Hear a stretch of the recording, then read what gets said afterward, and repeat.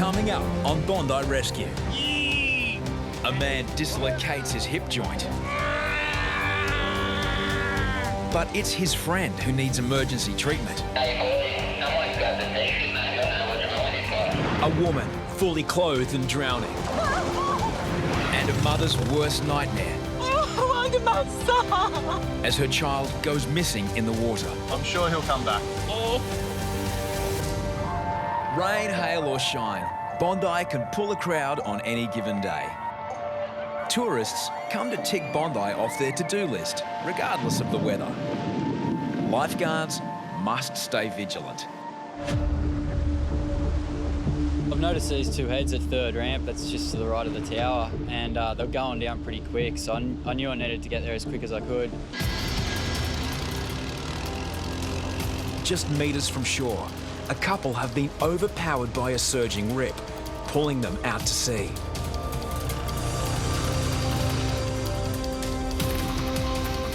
Yeah, Gonza's in here.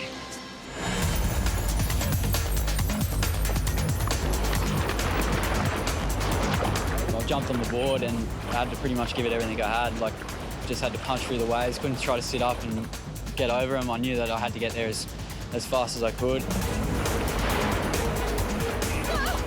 When I was getting to it, her head was completely underwater.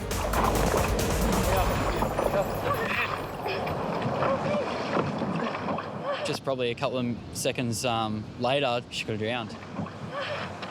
It's alright, just relax. Just take deep breaths. There you go, slow deep breaths. That's it. Alright, okay? Savesh and his wife, Varuna, are on holiday from India. We're nearly there. Just hold on to the board, okay? They were pretty close to shore, so I just told them to hold onto the side and, paddle straight in and get them back to shore. So keep on, keep coming this way. Guys, keep coming this way. When I got them back to shore, they're kind of still in that little wave zone, and I was just yelling out to them, come in, and, they couldn't come as quick as I wanted them to because, they're just exhausted. The rip, a narrow corridor of water just a few metres wide, is almost invisible to the naked eye. So do you guys know where the safe area is for swimming? No idea? Okay, well the red and yellow flags, so just down there, that's actually the safe area for swimming. The majority of the people we get down at Bondi are tourists, and they don't really have that much, surf awareness. We were swimming on the other side of the shore, but then there was too much crowd and too much weeds, I would say, plants, some coming at, and we were getting some plants in our feet. So we decided, we saw the spot which was kind of vacant, so we came here.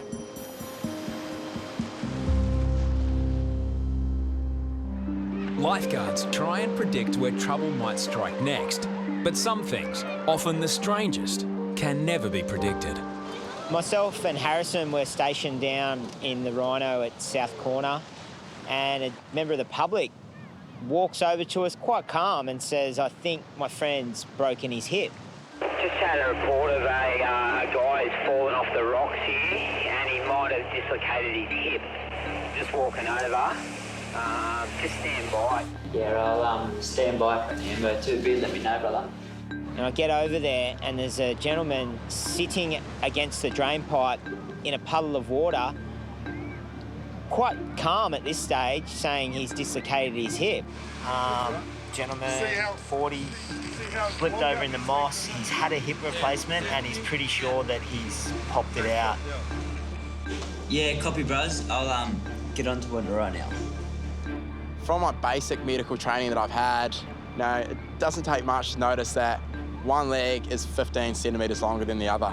The ambulance has been called now. I think if you're happy to sit there... Yeah, I can't move. Yeah, but I mean, don't try and move. I'm not happy to sit here, but I've got no choice. Yeah, fair enough. Danny is from Sydney's inner west and is visiting Bondi on a day trip. He wasn't in a lot of pain. It was a pre-existing injury. Offering him some pain relief, which he didn't want. He's quite calm there. Suddenly, one of Danny's friends starts acting strangely. Yeah, I'm not feeling well.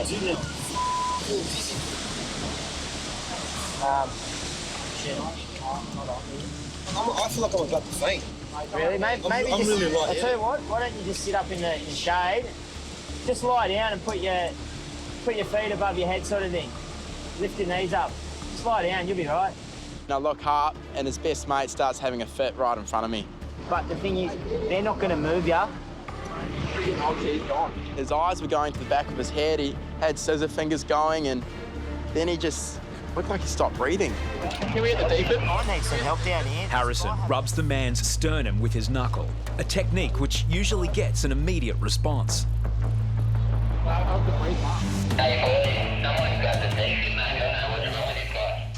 I'm going to run down there. Okay, go. George, you all right? You all right? Hey? You all right? You all right? No, relax. Just don't move. Just chill. Mate, he's just come completely out of it. He's just woken up out of it. Oh? I'm going to need some Hey, Pow, do us a favour. Lie on your back with your head lower than your legs. Get off the grass and on the concrete for me. Don't stand up. Just help him down. Put your legs up on here. Just lift his feet up. Put him on oxy. It was a very hot day, you know, so I don't know if he was dehydrated and had too much sun, but I couldn't tell you what happened, you know. I have no idea. Yeah, mate. Hey, defib isn't needed at the moment. He just had a little fit. He's woken up. But got him on O2 therapy. Harrison administers oxygen and searches for clues, but the man and his friends reveal little. Hey, buddy, do you have any medical conditions? Nothing? Are you his mate? Are you his mate? Yeah. Has this happened before? No, not all the time that I've known. That's going to rest on your head. Yeah. He was just saying he was a bit dizzy before. Yeah, mate, that fit there was pretty strange. Haven't seen that before. Hey, Mate, you just went. yeah, your hands going all over the joint. Doing a washing machine. Yeah, mate. Both of my mates are gone. When you get three fully aged men down the southern end of the beach in the corner, you know, you don't know what they're up to. You know, you've got one with a dislocated hip, one passing out, and one just high on life, you know, so I'm not going to say anything else. Oh, well, this one here, he's had a hip. Danny's had a reconstructed hip, and he slipped off the step here and popped it out. But it's happened before. George, I don't know, he just went dizzy and fainted. I don't know, I was just having a smoke and I just started feeling really dizzy, really lightheaded. Never happened to me before. I don't drink, I don't take drugs, nothing. I didn't know what was happening. It was just a very strange situation. That was weird, man. One second you were like talking to me and then you just went and you were gone. So weird. While George recovers from his mystery seizure, lifeguards focus back on Danny and his dislocated hip. I think it was only maybe after a bit of adrenaline wore off that he started getting a bit of pain, and that's where he's had the green whistle before previous injuries, and I think he wanted it pretty quick.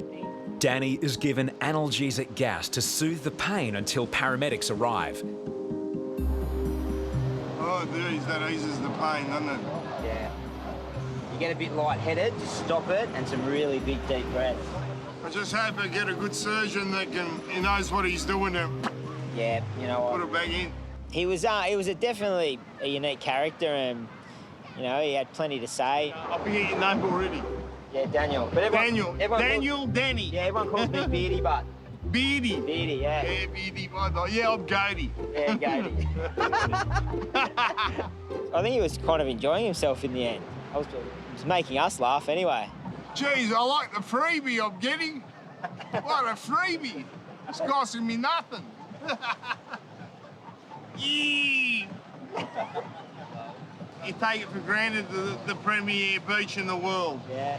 Eh? Yeah. This is what it's about. You got the best view of it right here. Best beach in the world, mate. Australia, the best country in the world. God bless Australia. Advance Australia Square. As paramedics arrive, the green whistle has Danny loving life and flying high. Hey, brother, how are you? This is my name's Lucky. All right, that's Yours? my Lucky. Lucky. Yeah. Jeez, it's my lucky day. Have you had morphine before? I have. Danny will need more than luck. moving him to the ambulance will cause enormous pain. I've got faith in you, Lucky. Paramedics administer morphine. The position that he was in, he was really comfortable. He was sitting up and he wasn't moving. But once the ambos arrived, we had to get him on the spinal board, and that's when things changed. It's the angle. It's the angle where my heel is. Yeah, what do you like? Up further? I'm going to go a bit further.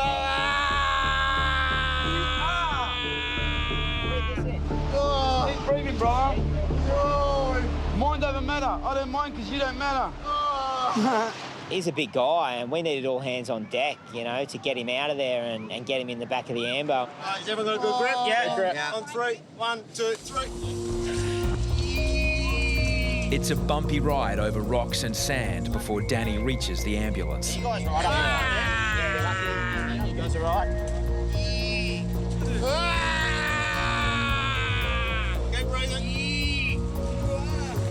You know, he's a bit of a knock-around character, and yeah, I really hope it all turns out well for him and they get that hip in.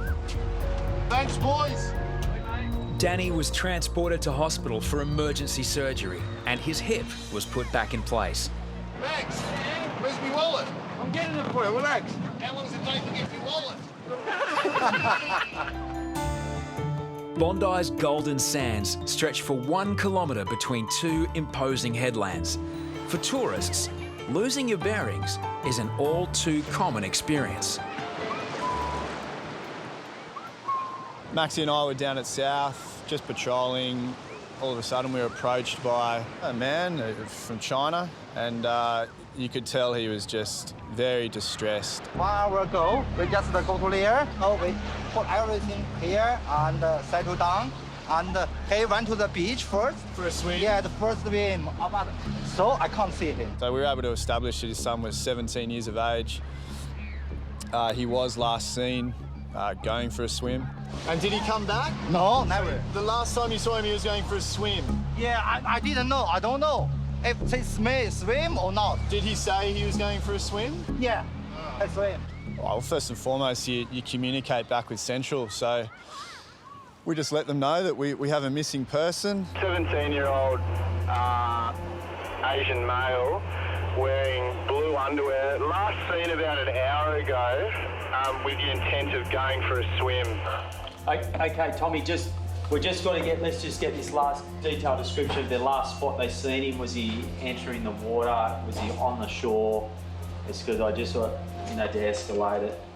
When there's a missing person, there's a process of eliminations down here. So it's either water or land, and obviously it's escalated quite quickly if it's in the water. So your last communication with him was that he was going to go for a swim. Yeah. He came back. Yeah. Lifeguards are disturbed by the information they've heard so far. So yeah, we had a bit of a trifecta there with his nationality, last seen in the water, and time frame. Tom has faced a similar situation before. Years earlier, a boy came looking for his missing father. That afternoon, his body was found in the water. Losing lives on Bondi affects not just the individuals involved, but the service as a whole. Putting on a brave face, Tom hopes another life hasn't slipped through the safety net. How are we looking, Tommy? Sure. I'm just going over to have a chat with the wife. She's just sitting out here waiting, largely unchanged. All his clothing's here. She seems pretty distraught now that I'm walking over to her.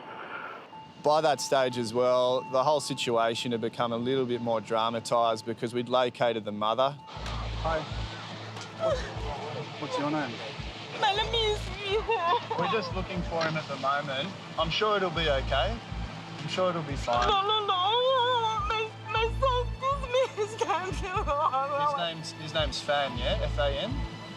His name? Yeah. It was almost as if she had to be cared for because she was starting to show a few signs and symptoms of potentially slipping into shock. I just need to get some... I want my son. I'm sure he's going to come back. The missing boy's father begins to fear the worst.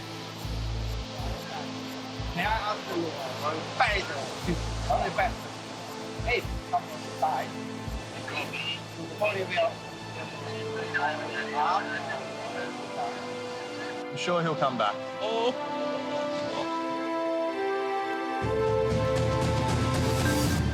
Back to the centre, mate. I might take old mate for a rove along the shore, just to tower him back. And just while you've got that vehicle turned around, just do a megaphone announcement down the beach to just to see, maybe get the dad to do it so then you notice his voice. Yeah.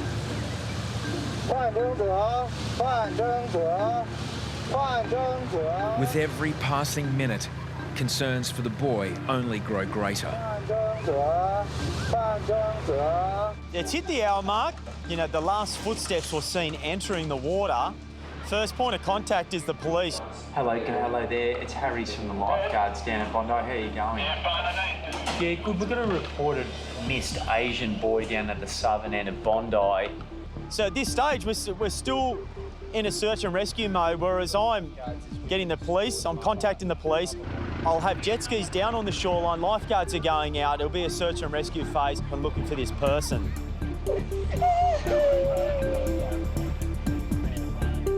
Lifeguards scan the water for any sign of the boy. They're not the most dangerous conditions we've ever had, but they're certainly not the safest. As the search time approaches 90 minutes, lifeguards scour the middle of the beach, 500 metres from where the boy went missing. Then, finally, a breakthrough. I saw it.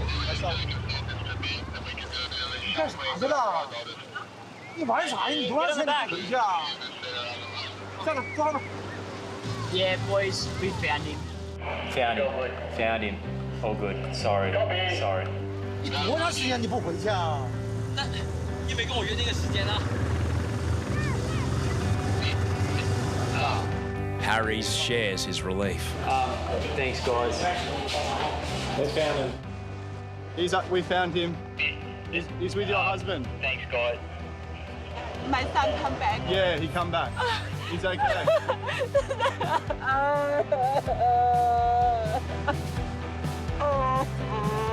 She went from, you know, almost complete panic to just elation. Thank you very much. Sorry. Okay. Thank you very much. You're welcome. Yeah. No, it's a bit scary. I come back. My son come back. Yeah, he's with your husband now. Yeah. Oh, thank you very much. That's okay. That's okay. Thank you very much. That's all right, mate. At last, 17-year-old Fan is reunited with his family. Thank you. You're welcome. Where was he? Where? On the sand? Yeah, I just lost my mind. Ben! Ben, hello. You worry your mother's sick. I think you took 10 years off her life, Ben. Maybe 20. All right, guys. Yeah. Okay. Enjoy your day. Thank you. Yeah. Perfect. Today is perfect. Okay. Hang on. Coming up on Bondi Rescue, a fresh face teams up with lifeguards for the day. Hopefully, I can do a little board paddle rescue. Go. Straight out. Boiling point. There's a push and shove going on. When an unsavoury photographer is caught red-handed. Gotta go, mate. And two mass rescues Might need help. back to back. Oh shit,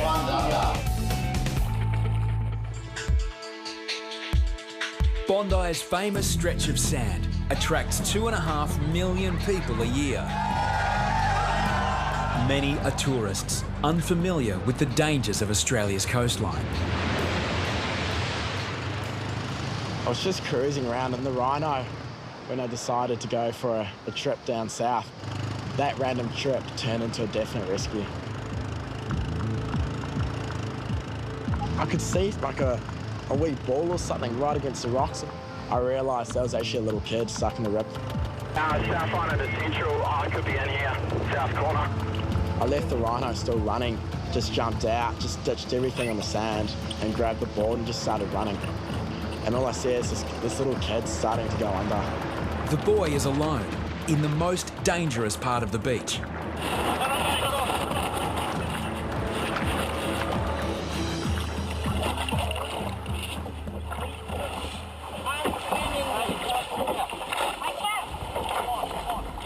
I grabbed the kid and it was like nothing happened. And that broke my heart, like that kid was so close to, death. The boy has no idea of the danger he was just in. Once I grab him, take him back to shore, I'm not gonna lie, I was that angry. Where are your parents? And he's not even watching. He had no idea that his son was actually in trouble. He was right against the rocks taking pictures. 9-year-old Jackie and his father James are on a 1-month holiday from China. Is this your son? Yeah. He nearly died. Huh? No one's... It's so dangerous here, okay?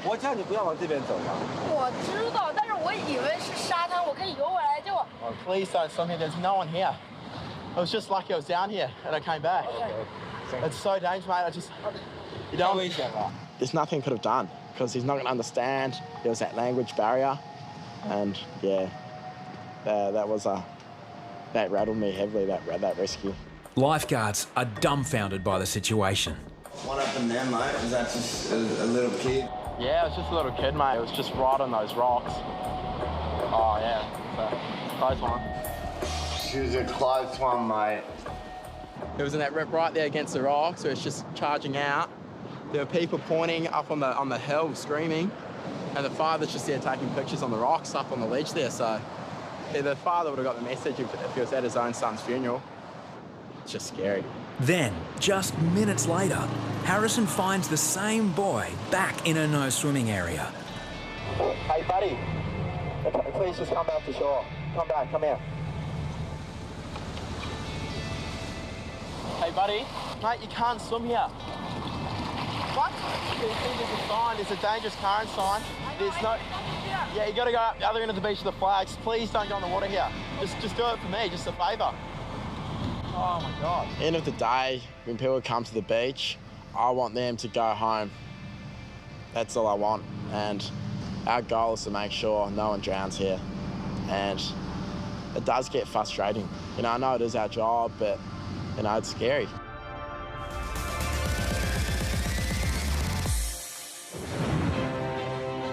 Australia's coastline boasts over 10,000 beaches, but none are busier than Bondi.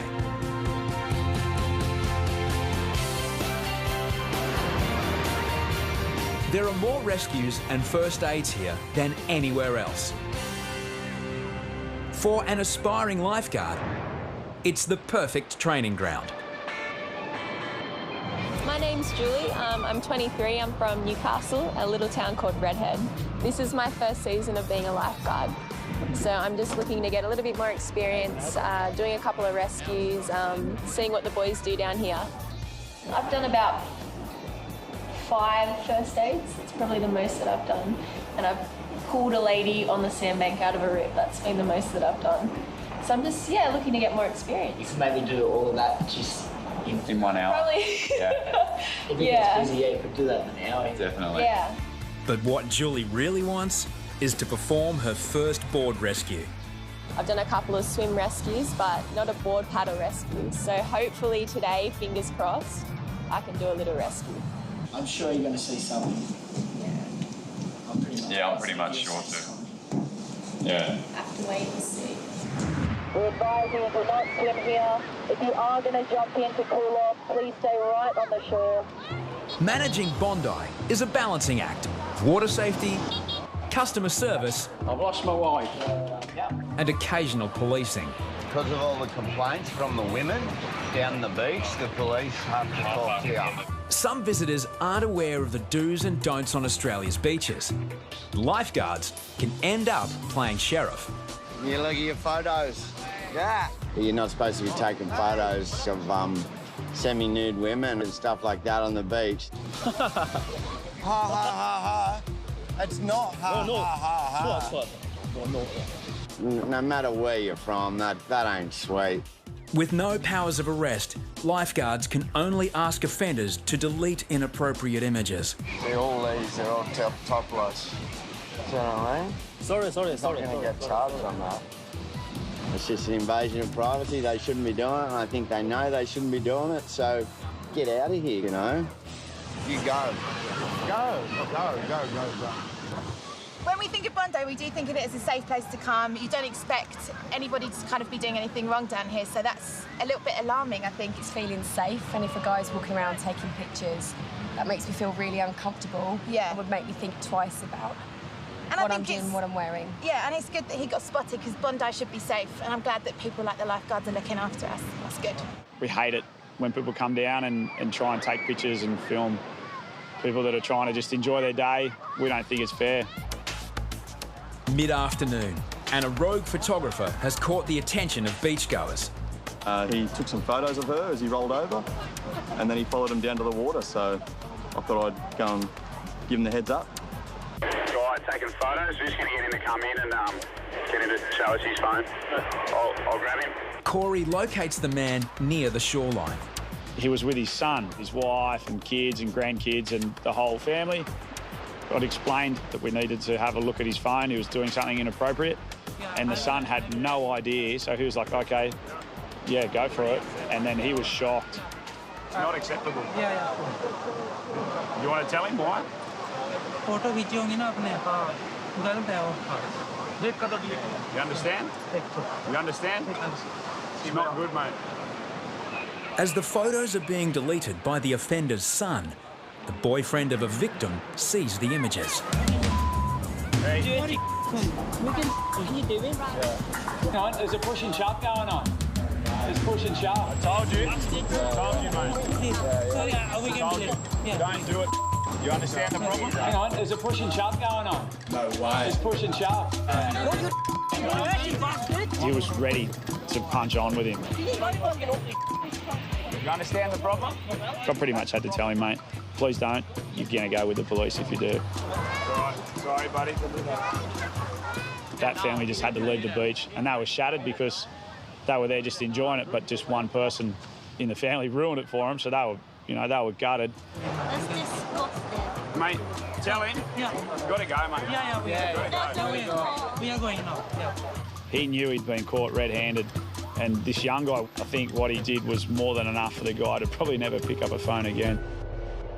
Ruth and her boyfriend Brad are on holidays from the UK. I'm glad I didn't hit one of them because it would just start a scene and then it just make everything a bit worse, and again, the police going for it and someone starting a fight on the beach. So when he got the phone out, I looked and there was about 10 pictures or so.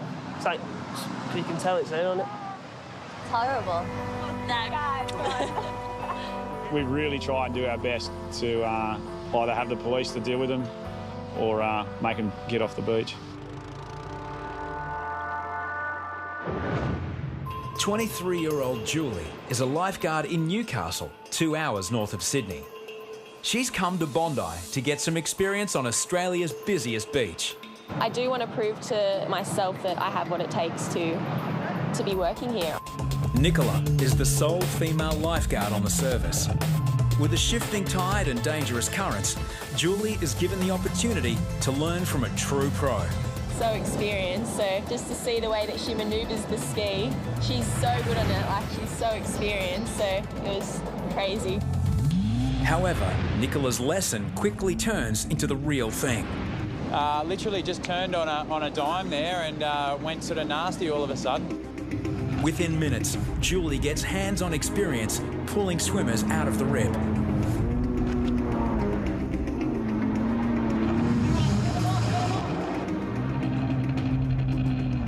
Troy backs up on a board.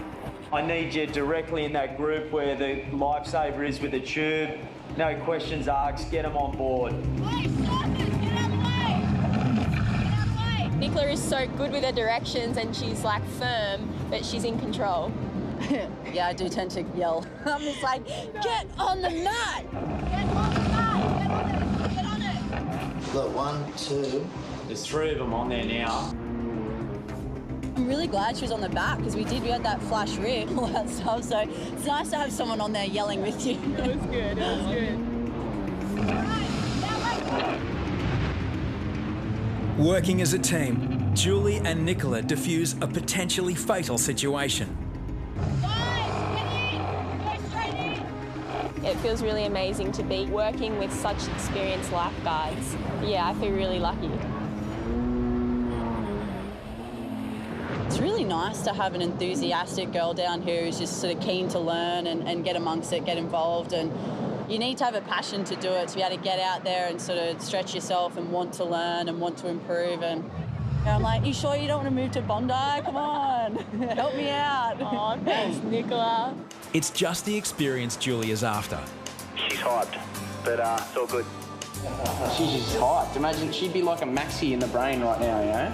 However, she's yet to achieve her main goal, a rescue on the board.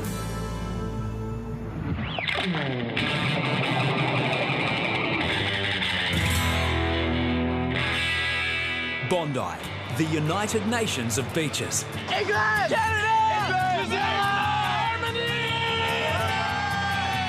The melting pot of visitors keeps lifeguards on their toes. Another beautiful day at Bondi, and I'm just chatting to some local boys and they're asking if I've done any rescues. And the kids and I both looked up, and at the same time we just saw this big group of men in trouble.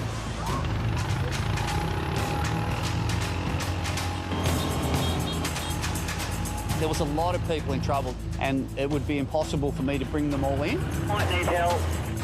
Sweet mate, we'll come down South Clyle. Yeah, Jakey, he's going in. I'm running into the water and I'm weighing up who's in the most trouble. There's a lot of guys that need my help. Oh, one's under.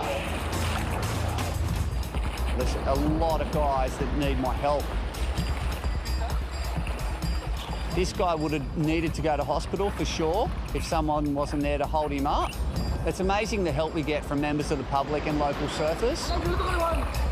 This day we had multiple patients, so you're trying to sort of weigh up everybody, work out who needs the help the most and keep an eye on everyone else. It's very tricky. Jake and Kerbox arrive as backup.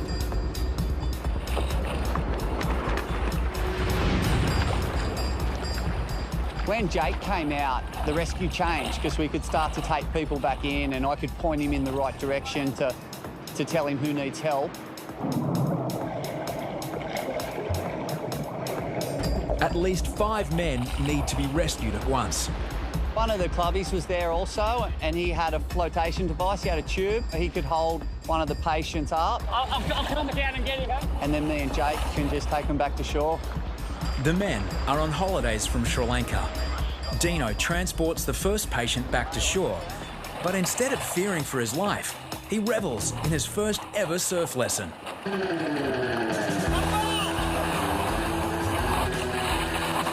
It can be quite frustrating as a lifeguard. You know, you're rushing to save someone's life and then they're sort of cheering and hooting and smiling and clapping on the wave on the way in.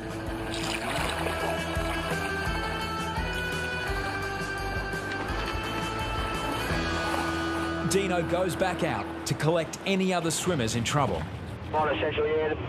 Can you keep an eyes out in case I'm going to go as well? It's kind of settled down a bit now. Yeah, Box, it looks pretty under control. A couple of folks are on board now. The communication barrier sometimes between, you know, an Australian man and a Sri Lankan is quite difficult, so you need to work on some signals. And he's sitting up and I wanted him to lay down and I said, you know, sleep. Let's go to sleep. There we go. Deano brings in another happy customer. And with all the party back on dry land, he attempts a surf safety lesson. You guys need to be up between the flags, okay? It may look like there are other people down here and they're safe, but where you're from, you're not from around here, so you can't swim down here. They're the sort of people from the non-English background that do get in trouble and are more likely to be rescued and do potentially drown and die. So it is quite a concern for us rescuing these tourists. You were going under, like drowning. You were drowning. You understand? You don't seem to be too worried. He's going like this, like underwater, like I'm drowning. In his undies. Deano's surf safety lesson gets lost in translation. but he earns a few fans. Thank you. Nandri for Australian lifeguard. Visiting lifeguard Julie has picked up valuable experience both on the sand and on the ski. Now, she's hoping to do her first board rescue. I was wondering whether I was going to be able to do a rescue, whether I would be, you know, at the place when somebody needed help. In the middle of the beach, Matt identifies a group of men being swept out in a rip. Get your shit on, get your shit on. Go, go, go, go, go, straight out. Boom, it was on, and I was a little bit nervous. I kicked into gear, I grabbed the board, and I paddled out as quick as I could. I was involved in the rescue. She was actually able to get there first, and then I was able to back her up. I got to them and I drove my board literally into the middle of their group, and they were just panicking, and they just all grabbed onto my board. For the second time today, a group of fully grown men scramble to stay afloat. In their desperation, the board tips. Fortunately, Julie gets the group back onto the sandbank. She had a bit of an unorthodox style at times, but yeah, she did a great job. In her first ever rescue, Julie manages 5 in one go. It felt empowering just to be able to paddle over to somebody that's struggling and be there when they need your help. It makes me want to just do as many rescues as I can. Thank you so much. Thank you, rescue. We got a new hero on our hands, eh? No, I haven't proven myself yet. You got one? We said you can get one, didn't we? Was it a good rescue? Oh, it's all right. Yeah, mate. Yeah, good on her. She got her first rescue at Bondi. She's got a good attitude. Join the team. Exactly really good. Stand for the jewels. I think you've earned yourself a break. You've got to come up and jump in the tower. She just did her first rescue, so she's pretty stoked about that. Yeah, I pretty much nailed it. That's about it. This is king. I like your confidence. You just went up in my book. You'll go a long way in this job. It's good. Don't tell anybody that's actually my proper first board rescue. A giant southerly storm front rolls in over South Bondi. This storm is hectic. What do you think about it? In a matter of minutes, the temperature plummets and the wind gusts 40 kilometres per hour. That's insane. That's the end of the world. The storm brings an end to Julie's work experience day at Bondi. The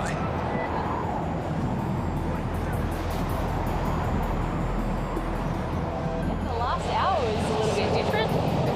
It's good, but yeah, the storm's nice. That was probably the quickest I've ever seen everybody jump out of the water. It's gone from like thousands of people to like 100 in like 2 minutes. Saying her goodbyes, the Newcastle rookie has made a lasting impression. Thank you very much for the day. It's been a pleasure. That's good, thank you. Bye-bye. Yeah, have a good day, yeah. If I got the chance to work with the Bondi Lifeguards next season, I would definitely take that offer up. The most experience you're ever going to gain is at a beach like this. There's just so many things going on, so many different things happening. Yeah, it would be really cool to work here for a season. Hey, see ya. See ya. Coming up. Is this even like real?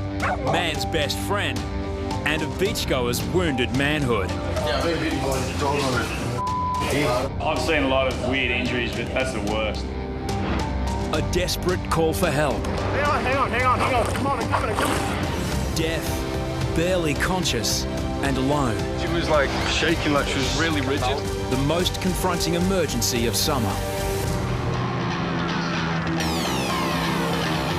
They come in all shapes and sizes. Some blow up, others are made of rubber. No matter what, they are not safety devices. What's that thing? Axor safety. Lifeguards see a constant procession of beachgoers getting into strife with cheap toys. Rain, hail or shine, lifeguards know toys in the water can cause trouble in any condition. It was a gloomy day down at Bondi, and it was one of those days where nothing was going to happen. Jackie there. He's talking about the guy at the back of the flags there, bit? Yeah. That guy to the right, there. Yeah. Lifeguards have identified a man caught in a rip. He's holding something in his right hand. Frisbee Fred. Oh, is it? Oh, yeah. It's terrible. He's trying to do one-arm freestyle with his frisbee.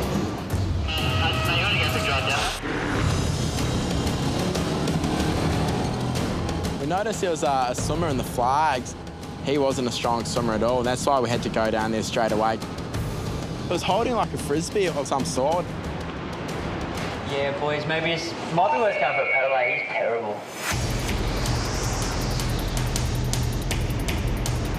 His frisbee's going to kill him.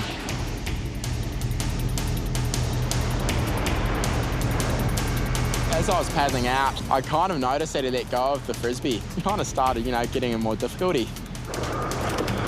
Buddy, come here. Come here. Okay?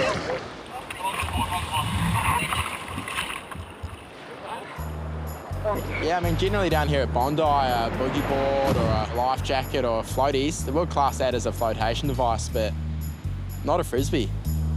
The patient is Sang-Hoon Kim, a physiotherapist on holiday from Korea. It's his first time at Bondi. A cheap frisbee could have made it his last. End of the day, I got him back to shore, and that's a good rescue for me. I'm happy. Safely back on land, Sang-Hoon Kim hasn't given up on his frisbee. All for the frisbee, eh? Human life for his frisbee. You all right, buddy? I almost there. See this here? Yeah, thank you. This costs $2. I'll trust him. $2? Your life is priceless. 저 죽을 뻔했어요, 씨발.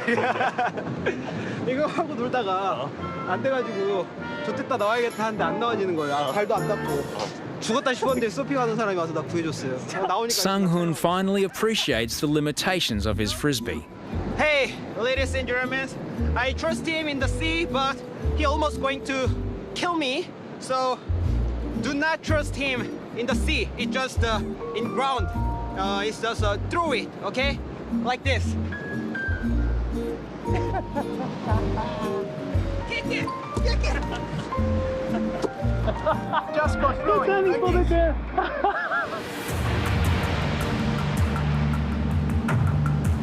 All day, every day, lifeguards watch and wait. Because in a split second, everything can change. When a member of the public sprints up to the tower, it always sets off alarm bells. What? There you go. Fish.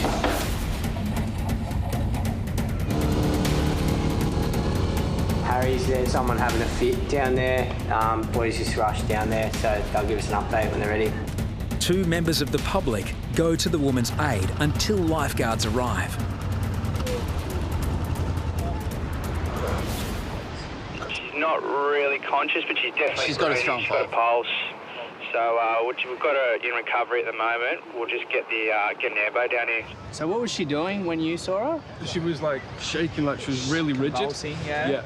And she was like really biting down on her teeth. Yeah. Hello, can you hear us? Can you hear us? Can you hear us? You're at Bondi Beach on the sand. You're with the lifeguards. Is it your friend or mum? No, no one's with her. With no friends or family present, lifeguards can't know if the woman has a pre-existing condition. I've radioed the tower and requested an ambulance because we need the paramedics down here to establish what's happened. She's got nothing really in her bag. No possessions really, just a water bottle. Yeah, okay, copy. Yeah, call me Daniel. I've got a lady in approximately 40 to 50 years old down on the beach. She's having some sort of a fit. The fit can be an epileptic fit. She could be having a stroke, some sort of brain aneurysm. Can you open your eyes for me? If you can hear me, please open your eyes. Hello, you're all right? It's all right, sweetheart. Take it It's easy. all right. It's a lifeguard. It's fine. It's totally fine. It's all right. You're relaxed. When she Take came your time. around, the next step was to find out what had happened. Can you hear us? And then we sort of realised that she was motioning to her ears, and we figured out she's deaf. I changed things massively because we can't communicate with her. None of us know sign language.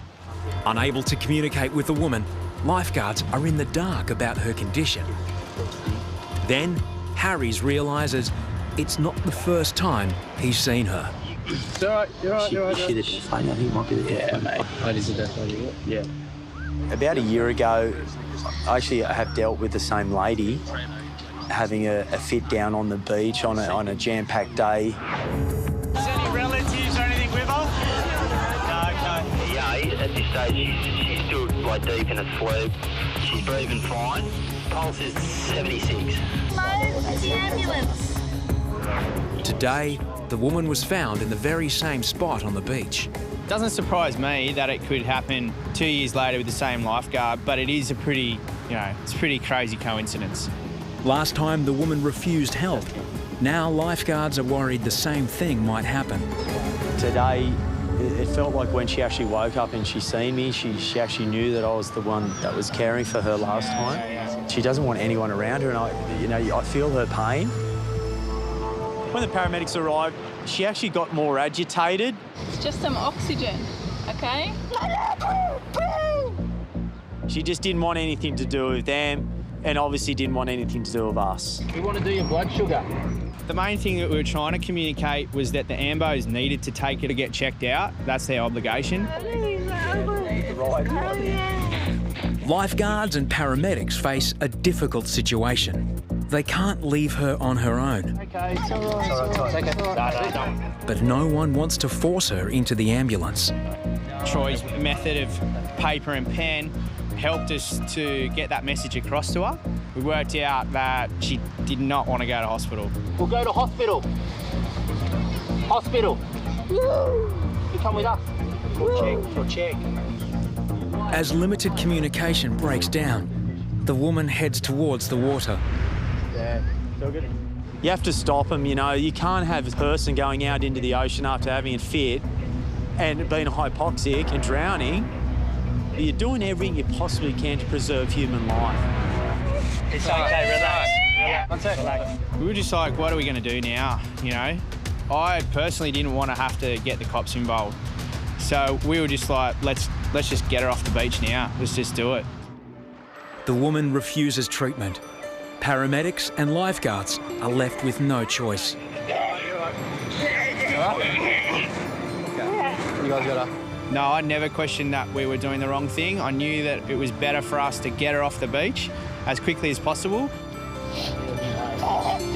The whole part of actually aiding this lady is for her survival. And when it comes to people entering the water, and especially someone that's ill or has a medical condition, it's a dead set no-no.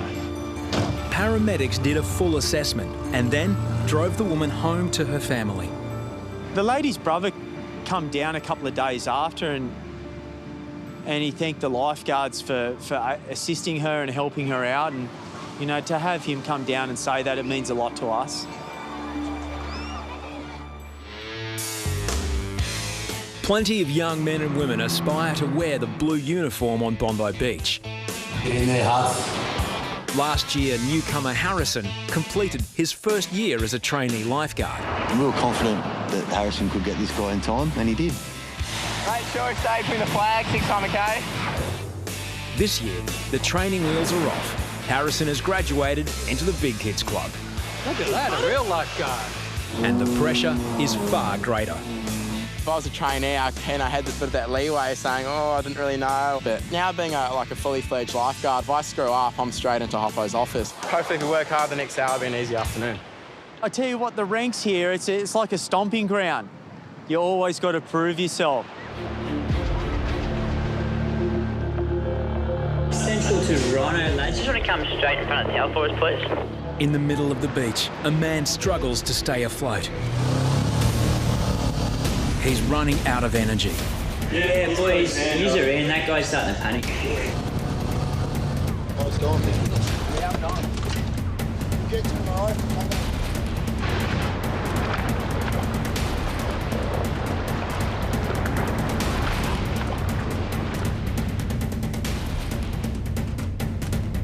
Come on, buddy. Come on. Hang on. You all right? It's a life-saving rescue. Yeah. But Harrison gets an unexpected response. Don't spit in my face. and it was just like the blowhole of a whale, which went whew. This big gust of water just hit me in the face. Get your breath back. You good? Breath back. Mate, you're right. That guy was fully panicking by the time Huts went there. He was jumping off the bottom, climbing the ladder. Good rescue. From the UK, Maddie is in Australia to watch the Cricket World Cup. How you doing? It's good. Yeah, when we got Maddie back to shore, he was exhausted. He had put in the hard yards to stay afloat, the poor bloke, yeah. Harrison is worried Maddie is at risk of secondary drowning. Did you swallow much water? Yeah, but you're fine. Is there water in your lungs or? Yeah, but a little bit. Once they think they're on the sand, they think that's it, they're saved, but sometimes it's not that. Maybe that's just the beginning. The danger there is secondary drowning. That's the worst thing that could happen, because people could have a near drowning, go home and that night and just not wake up because of the water in the lungs. So it is very serious. It is normal to swim, like I'm from England. If you don't get down, mate. Hey mate, I just want to tell you something. What I'm going to do, I'm going to give you some oxygen. Okay. You swallowed a bit of water, okay? How's that? Is it okay? Water inhaled into the lungs can cause secondary drowning. Death can result minutes, sometimes days later. So I checked his oxygen saturation level and that was well under what it should be. Yeah, 87 oxygen. His blood oxygen content is 87%, and it should be around 98. So that's, a level for concern. I was very scared. I've never been like that. Hopefully giving him oxygen, we should see an improvement. But if that does not improve, we'll be calling an ambulance. Okay, mate, it's 100% oxygen, okay? Breathe normally. Yeah. Don't try to sleep, just try to stay safe. Okay, man, thank you. Lifeguards aren't surprised to see Maddie so exhausted. Well, we started getting the full story of what's been happening, and turns out he hasn't slept for 5 days, the poor bloke. So when did you come to Australia? Last Thursday. Okay. I didn't sleep last 4 days. The boys got some, they bring the girls and shagging the beds. The boys are bringing up girls, they're shagging and living upstairs. How am I supposed to sleep? After 40 minutes of rest, Yatesy takes a final reading of Maddie's oxygen levels. It's got a lot better. Here at Bondi, especially in the summer when you do, days do a lot of rescues, you hardly get a thank you. It's quite nice to get a thank you, but for this guy to come back again, it makes you feel good. It makes you feel like you've, had a good day at work. Thank you. Have a good one. Cheers, good. I think Harrison's the type of bloke that would walk into any workplace and be happy. He has a future here as a lifeguard. Dare say he'd probably be my boss one day. Every season, something happens at Bondi beyond the imagination of every lifeguard. So you get your traditional things down here at Bondi, but sometimes you get the things that are just out there that you think would never, ever happen. Whether it's the bomb that washed up on the shore. Oh my God. The car that drove onto the sand. That is insane. 16 years, mate, I've never seen anything like it. There's always something out of the ordinary. A lot of the times I just give up, throw my hands up and go, wow, that's it, that's me done. I can't, I've seen it all. Team dudes. Then the next day there's something else. Paramedics are responding to a routine incident when H bursts in. The man with him believes life, as he knows it, may be over. There you go, mate. Yeah, I've been bitten by a dog on it. Oh, really? Yeah, no, you're right. That's pretty bad, I saw this guy come shuffling towards me, and the next minute he's just gone, I've just been bitten on the beep, beep, beep by a dog. Imagine his poor girlfriend or poor wife. She won't be getting any love for a bit. That's the worst thing that could ever happen to a man. How? Why? What was going on? He was very lucky that there was intensive care paramedics that are already in the tower that had just treated a patient, and they said it was the most horrific thing that they've ever seen.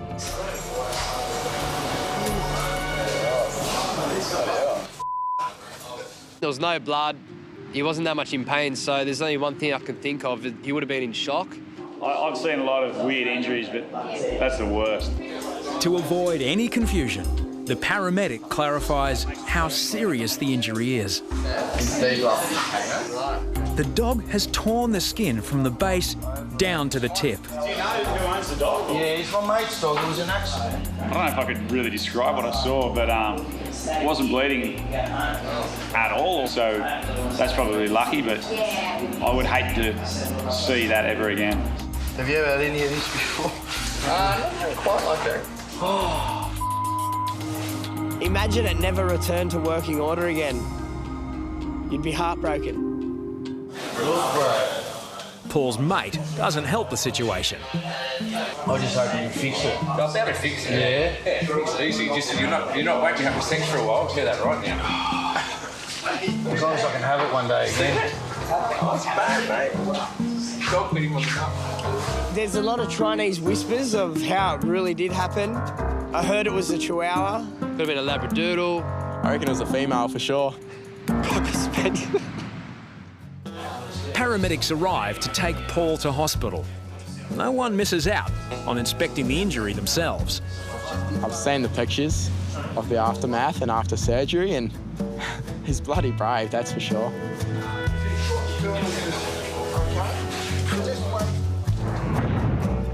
Weeks after a dog bit him in a very private place, local resident Paul has returned to reveal all. Hey, mate. It must have been a scary day. Oh, it was. I was freaking out. Is this the dog? Yeah. He didn't mean no harm. It was an accident.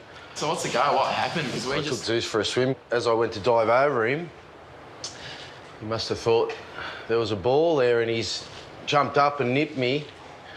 And I didn't want to look in the water, so I swam back in, and I've looked and I've freaked out a bit. Luckily, there was an ambulance here, and you guys helped me out, so... Yeah. So how many stitches did you end up getting? Oh, it was about 100, around the 100 mark, so yeah. Such a mellow dog. Yeah, like I said, it was an accident. He's a good boy, you know. Lifeguards are given an opportunity to inspect the repair work performed by doctors. They've done a good job, but I'll give it to the doctors. Yeah. They fixed you up good, mate. St. Vincent's Hospital. Can't even really notice it. Yeah, thanks, man. Paul is thankful it wasn't worse, and the doctors have restored everything to its former glory.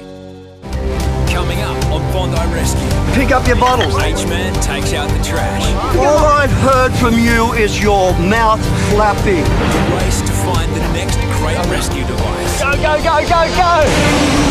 But is it faster than a jet ski?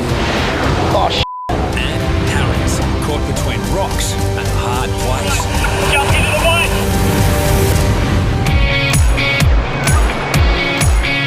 Bondi Beach. Tourists come to see it. Others come to Bondi so they can be seen. Colourful, loud, and outrageous. It's not the place for flying under the radar. Because at Bondi, there's always someone watching. You're pretty much looking the whole time as soon as you come into the tower. When you do a scan, you scan from headland to headland. So you start North Bondi, come all the way in, and then all the way down to south, and then all the way out. You'd probably do that 300 or 400 times a day. And if we're not watching the water, you know, people could die. How are we looking, Tommy? If we see something, we like to communicate. That's a big part of our job as well, communication. There's a shit somewhere in North Corner. You say it out loud. You say, oh, head down in Backies. Is that a head in Backies? And you make people aware of what you're watching, so then they can watch as well. In a white t-shirt, Yatesy. Looks like she can kind of swim. It comes back to communication again, you know, trust the judgment of the person who's in the tower. Rhino, can you head back to North Corner? From spotting to starting to paddle out for a rescue, it could be under a minute. Yeah, go, mate, go. There's no second chances when you got someone drowning.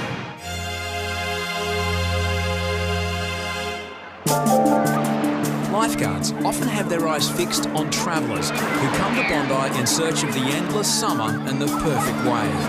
But when monster swells hit, the dream can quickly become a nightmare.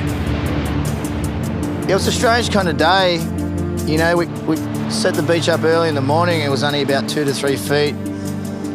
All of a sudden, you know, we were watching Ben Buckler, and it just kept growing and growing, and by early afternoon, you know, there was 10-foot sets, 12-foot sets coming through. Created by a cyclone off Queensland, these giant waves put Bondi's reefs into overdrive. Unwary beachgoers are quickly dragged out to sea.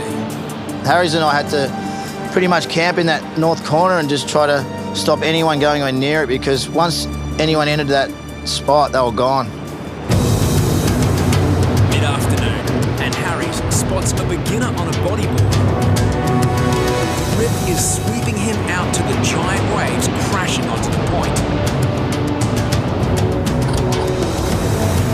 The young bloke was about 200 metres offshore, so I knew I had a bit of a paddle on my hands to get out to him.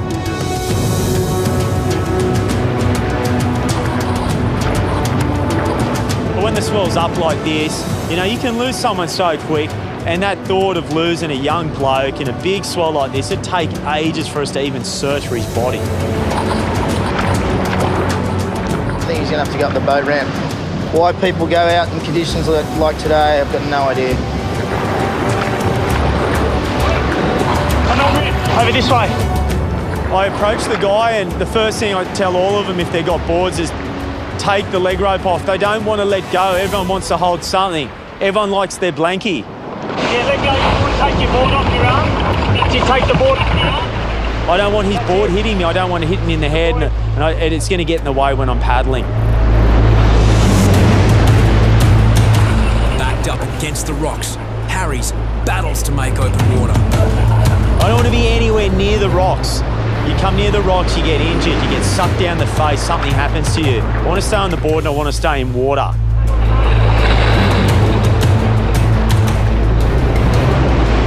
The bodyboarder's name is Josh, a visitor from interstate. He tries desperately to help paddle. You can see the swell increase and the sets are getting bigger.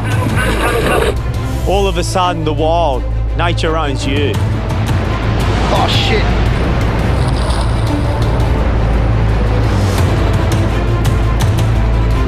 Harry's in a bad spot here. Unable to penetrate the waves, Harries finds a soft landing on the rocks. I'm up the face of the rocks. I'm standing now.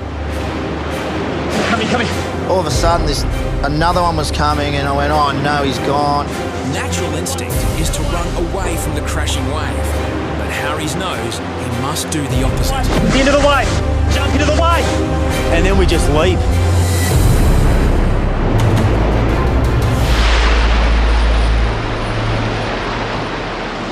Go. It washes us back up onto the spot that we're actually standing in. So, you know, we are so damn lucky. I see a second wave approaching, and I've just got to get this bloke. I've got to get him to run across the rock ledge and get him out of there. Don't worry about the board, get up the rock. Harry's avoided getting smoked then. Mate, that was really close. Harry's has ended up flush on the rocks. Harry's experience pays off, and Josh is able to scramble to safety. But almost immediately, another victim is identified. I look straight back in the rib, and there's a second guy in the same spot on his board. There's no way in hell he's getting out of it.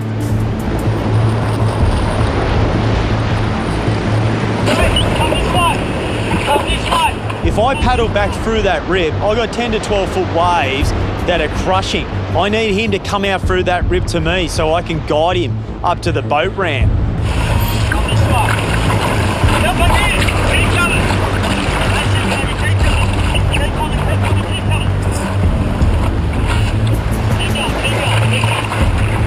The second patient has paddled up right beside me. I've got him out right beside me and I said, take your leg rope off. Hurry up. Same as the bodyboard, I don't want the board anywhere near me.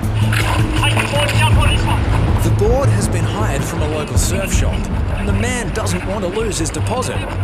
He's arguing with me. Let that board go! Let the board go! Shut up! He wants the board.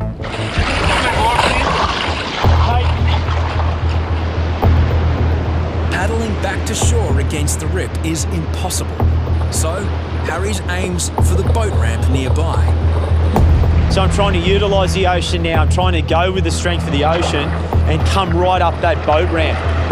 Harries has moments to get the man to safety before the next set of monster waves.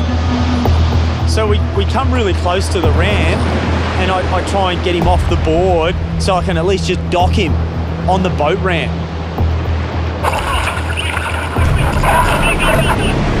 The swell just pulls down again. He's not out of the woods. He's a couple of metres still off the rocks. And I just thought to myself, oh God, this is it. You know, if I don't get him up in the next couple of seconds, he could die. Go, go, go, go, go, go, go. Come down, give him a hand. I had these critical seconds where I just knew if he didn't get up the rocks, it was all over.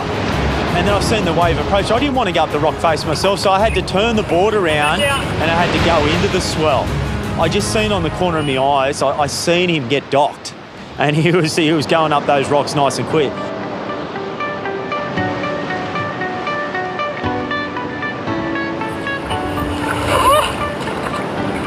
It was a lot of relief for me, like I had a smile on my face as, you know, you've just saved two guys that pretty much, you know, would have drowned or gone under. Harries even manages to rescue the hire, so the man, an English backpacker, won't lose his rental deposit. On shore, 18-year-old Josh, the first man Harries rescued, is grateful to be alive. You did well what I was trying to do. I was trying to, you know, as explained, to dive into the wave, and like you just see that you can run up the rocks and you're in two thoughts. Yeah. You know, so you did really well. Cheers, man. You look like a cat on a hot tin roof when you're coming across there. Welcome back, baby. Oh, I'm here for my 18th. You're here for your 18th? Yeah, I turned 18 2 weeks ago. No way. Yeah. Shit, I would have nearly had to blow the candles out for you. To rescue people in big seas, lifeguards must be in top physical shape. But they're always on the lookout for new technology. Harries is responsible for high-tech buggies, mobile towers, and even motorised surfboards. Today, he's investigating a new device, one which could change the future of lifeguarding. Hey, boys. Hey, mate. Hey, mate. How's it going? I'm Harries. Good. Daniel. Daniel, nice to meet you. Hi, Nick. How you going? Very well. Daniel Smith, a school student from New South Wales, has joined forces with Nick from Airside Australia to design an unmanned rescue drone. This is my Year 12 design technology project. You know, I've been a surf lifesaver for 3 years volunteering. Yep. And so I got in contact with Nick, and then I came up with this idea, and he helped me out with it. The drone is designed to fly to a person in trouble and drop a flotation device that keeps them afloat until help arrives. Well, boys, we're a real competitive bunch here. I reckon there's a race coming up. I reckon Freddie's up against our best. Drones have the potential to revolutionise lifeguarding, but are they actually any good? So I thought it'd be a great idea to set a race up and have Reidy on the board, have Deano on the jet ski, and have Mario getting rescued by Fred, the rescue device. All right, so Mario, you've got to head out now. We're going to rescue you, okay? Hop, you're going to judge this, mate. It's man versus machine versus flying object. Hey, boys, it's time to run. Jess, you have to start us off. All right, sweet boys, are you ready? 1, 2, 3, go. Let's go. Go, go, go, go, go, go, go, go. Go, Dad. Go, go, go, go.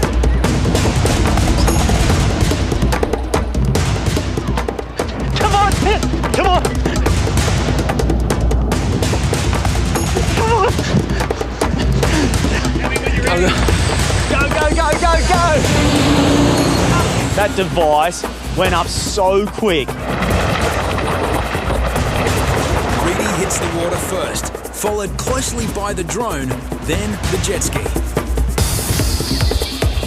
And they're nearly all in a line heading out. The jet ski's racing the drone now. Reidy's left behind. He's beating him out. And I hammered out to the patient, and I was going so fast because I wanted to win that I went past him, and I had to do a big U-turn and smack back and come and get him. Righto, let's get this deployed. And Deano gets there like a second or two just before they can deploy the device.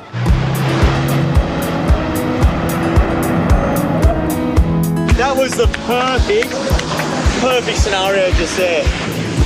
There was like only a couple of seconds in between, the deployment of the life jacket to like Dean getting to him. No, it was a close one.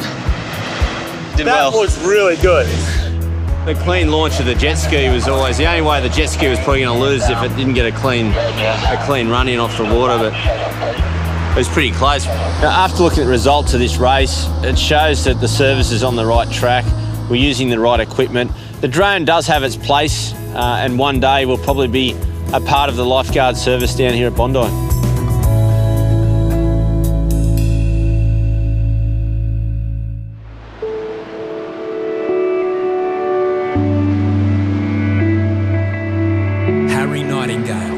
aka H-Man, is a Bondi icon. His family have been part of the local community for over 3 generations. Now, aged 64, and with 18 years of service to his name, H-Man is retiring. Like any good sportsman, I think he's made up his mind and he feels like it's time, and he's going to hang up. What would you hang up? The shirt? Hang up. He's going to hang up. He hasn't got one. I went down the coast for a week and I just went, yep, that'll do me. This is exactly what I need to do. I turn 65 next year. I just think it's what I want to do. The oldest member of the service, H is a major influence.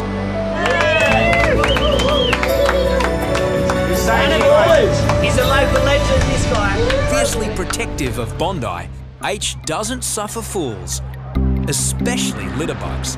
Hey boys, pick up your rubbish, don't try and hide it under the sand. I was down the middle of the beach doing my thing on the Rhino and I was called in. Yeah, sorry H mate, there's just a group of kids here. They're just digging their beer bottles into the sand and they're just smart asses. They just need to get the beer bottles out of the sand pretty much. So I envisioned broken glass, which is just a no-no on the beach. Rather than charge in, I sussed them out a little bit and straight away I could see the couple of ringleaders. Dig up the bottles that you buried. Dig it up, brother. Dig them up with you, boys. Good on you. Hey, there's one there. You got my Now imagine if your mum stepped on that, mate. Mate, pretend I'm my mother right now. Bang! Oh my God, I'm going home. As soon as I started to address them, I realised I knew exactly. They are just clowns. The boys want to play games. So, H decides it's time to take out the trash. All I've heard from you is your mouth flapping. They're the hardest things because you've got to try and get them to do what you want, but they won't do it like that. They have to do it in their way, and so they can layer eyes in front of their mates. And get the bottles off the beach and I'm picking them up. I can't do nothing for you. That's 4 for you, man. I can't do. What do you do, 5? Mate, you should be on TV. Jesus Christ, what do you do? I got 5 for you. I got 4 for you. Do you talk in your sleep? It's just a darn shame that some of them don't have respect, which is an integral part of the world from which I came. Oh now, my God. Ben. Where's my tab? Ben. Let me see. Your best view is the back view. How are they going to exist in the world? Their attitude is that screwed up. The beer bottles are taken away. Bondi's old man of the sea is victorious. It looks easy. Paddle out, catch a wave, and suddenly you're surfing. How hard can it really be? Beginner surfers keep lifeguards busy. Sometimes they can also be a source of light entertainment. I wouldn't mind doing a rescue, I want to get wet, so...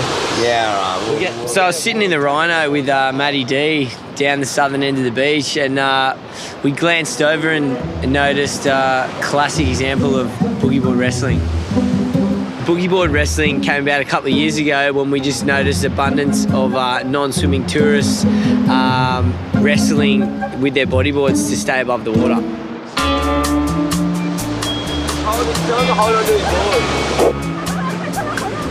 Excuse me, sir. Just hold on to your board. Hold on to your board. Hold on to your boogie board.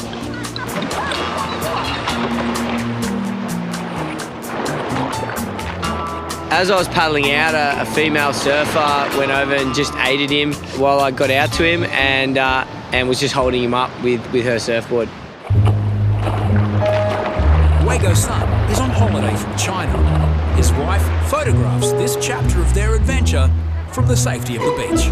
Oh, he is very happy, but he is leave me far. I'm worried. He can use my board. He's alright. I'll jump in. You come up here. Yeah. Give me this.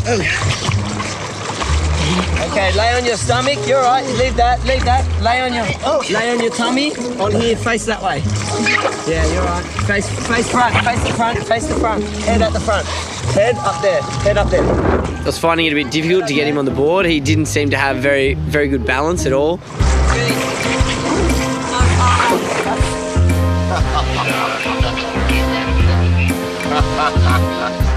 You lay down on your tummy. Yeah, like this. Wrong way, other way. Head up the front. It's Wago's first day in the surf, and he doesn't appear to be a natural. Come here. Come here. You alright? We both had the best interest in mind. You know, he wanted to go to the shore, and that's where I wanted to take him. But it was just a bit hard to get him on the board. Okay, on your tummy, here, head. No, you'll drown. So after, you know, a bit of struggling, he didn't want to get on the board. So we sort of just casually drifted back onto the sandbank, and eventually the waves just sort of washed us in, and he fell off a couple more times, and yeah, he was standing on the shore. Safe on dry land, Wago is very excited to meet the local surfer who came to his rescue. He saved your life. Hey, this thing floats. It floats. Very good. That's a great. Cheers, hero. Wago's daughter, Chang, acts as translator for her relieved father. Thank you very much. You're so welcome. We are so grateful. Oh, you're just so welcome. 你感觉怎么样？我现在感觉没问题，因为谢谢他们救了我，没问题。First, he's very grateful to the people who saved his life, and he feel no problem now.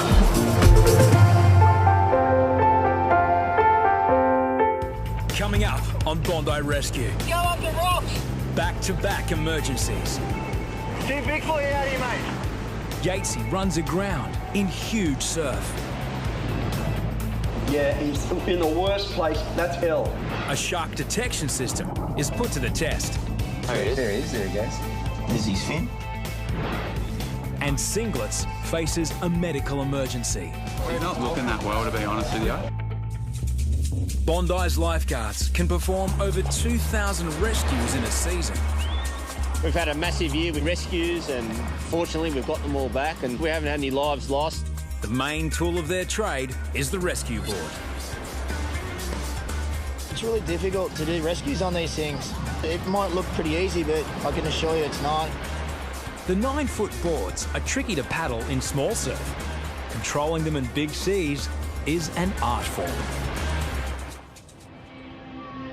Yatesy, one of Bondi's best board paddlers, isn't impressed with beginners trying their luck in big surf. There's guys out there now that are way out of their depth. They're paddling the wave and look down and go, oh. Just the guy starting to freak out. He's off his board and he's sort of stuck in a rip. So the call came in from Corey that there was someone struggling behind the reef pretty close to the rocks out near the pool.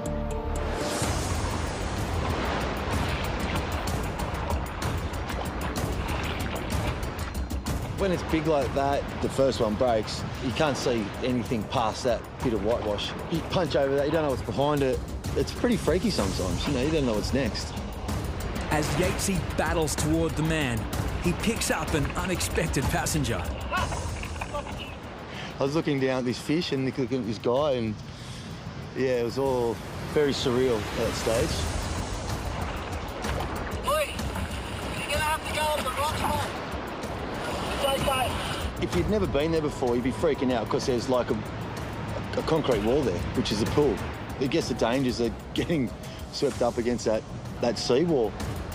The man clings to the surfboard for his life, but Yatesy doesn't want the board smashing into them during the rescue. Take your leg rope off. Take your leg rope off.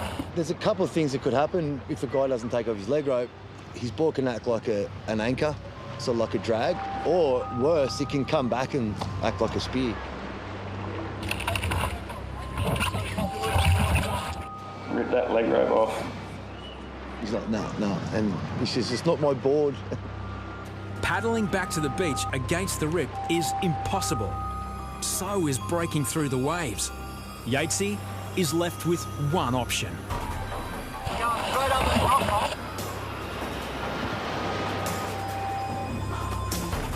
Oh, this would be a doozy, mate. Timing a perfect landing on the rocks is extremely tricky and very dangerous.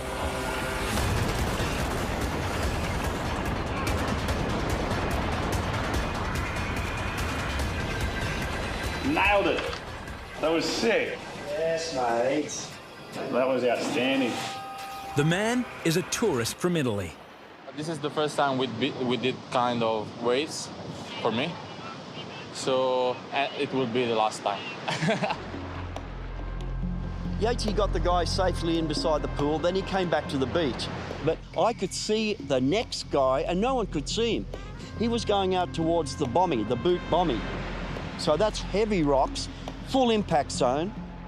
I'm trying to point out a guy that's off the bogey there, where Yatesy just went out and got that guy a little while ago. The waves were big out there, and had to go, you know. Launching the jet ski will take too long.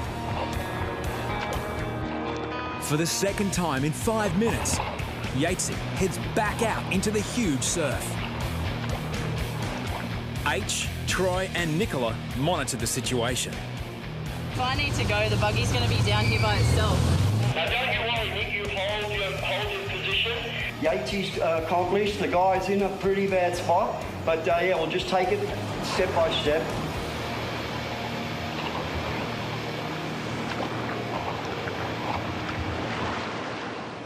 I got like to the end of the pool, and I saw one of my mates, and he's like, oh, he's out there, he's out there. I paddle out, and then this set came in, and the waves just grow, and you're like, where's this gonna go? Straight on your head. Yatesy uses a roll technique to try and get under the waves.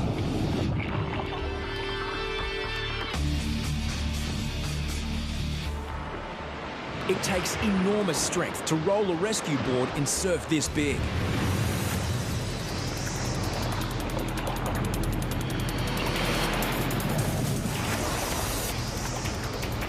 Trapped against the rocks, Yatesy is unable to locate the missing surfer. Well, he's getting him on the head. Yeah, he's in the worst place. That's hell. Now he's in a fight for his own life.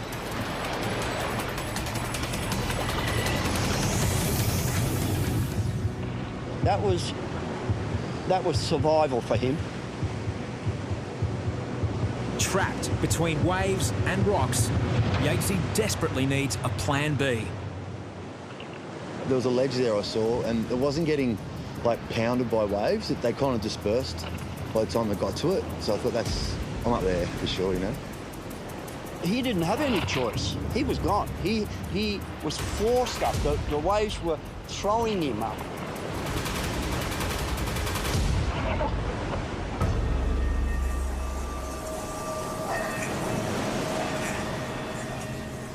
Good thing it's him, he's an experienced waterman. Oh my God, look where he is.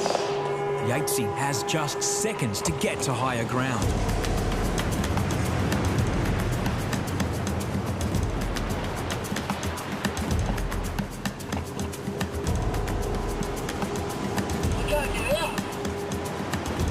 Getting out onto the rocks, you know, gave me a breather, gave me 30 seconds to figure out what my next move was, because I'm still thinking that this guy's still out the back. So my mate was at the end of the pool. In between the sets, he could see the guy, which meant, you know, he was obviously out there. And then when it all went calm, he couldn't see him. So I was like, oh, two things happen here. He's got washed up onto the rocks, or, you know, he's gone under. Close to exhaustion, Yatesy makes another attempt to get to the missing surfer. I didn't see him on the rocks, and I asked a few of the surfers that were out there. I'm talking like, you know, we're a couple of 100 metres offshore by now.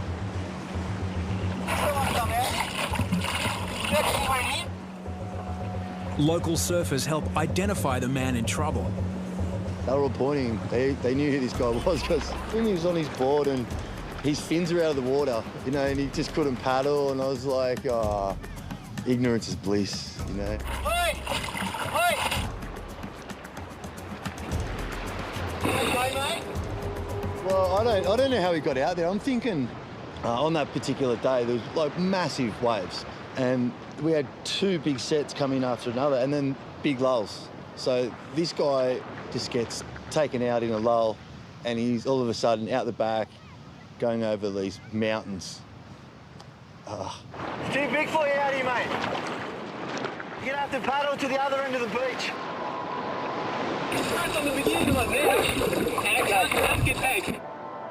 Yatesy tows the German backpacker up the beach. The plan is to push the man onto a smaller wave and into shore. Go straight down. Hold on to your body. If you lose your body, understand? Like seriously, mate, it's gonna be out here. Very dangerous. Are you scared? I'm scared. Are you scared?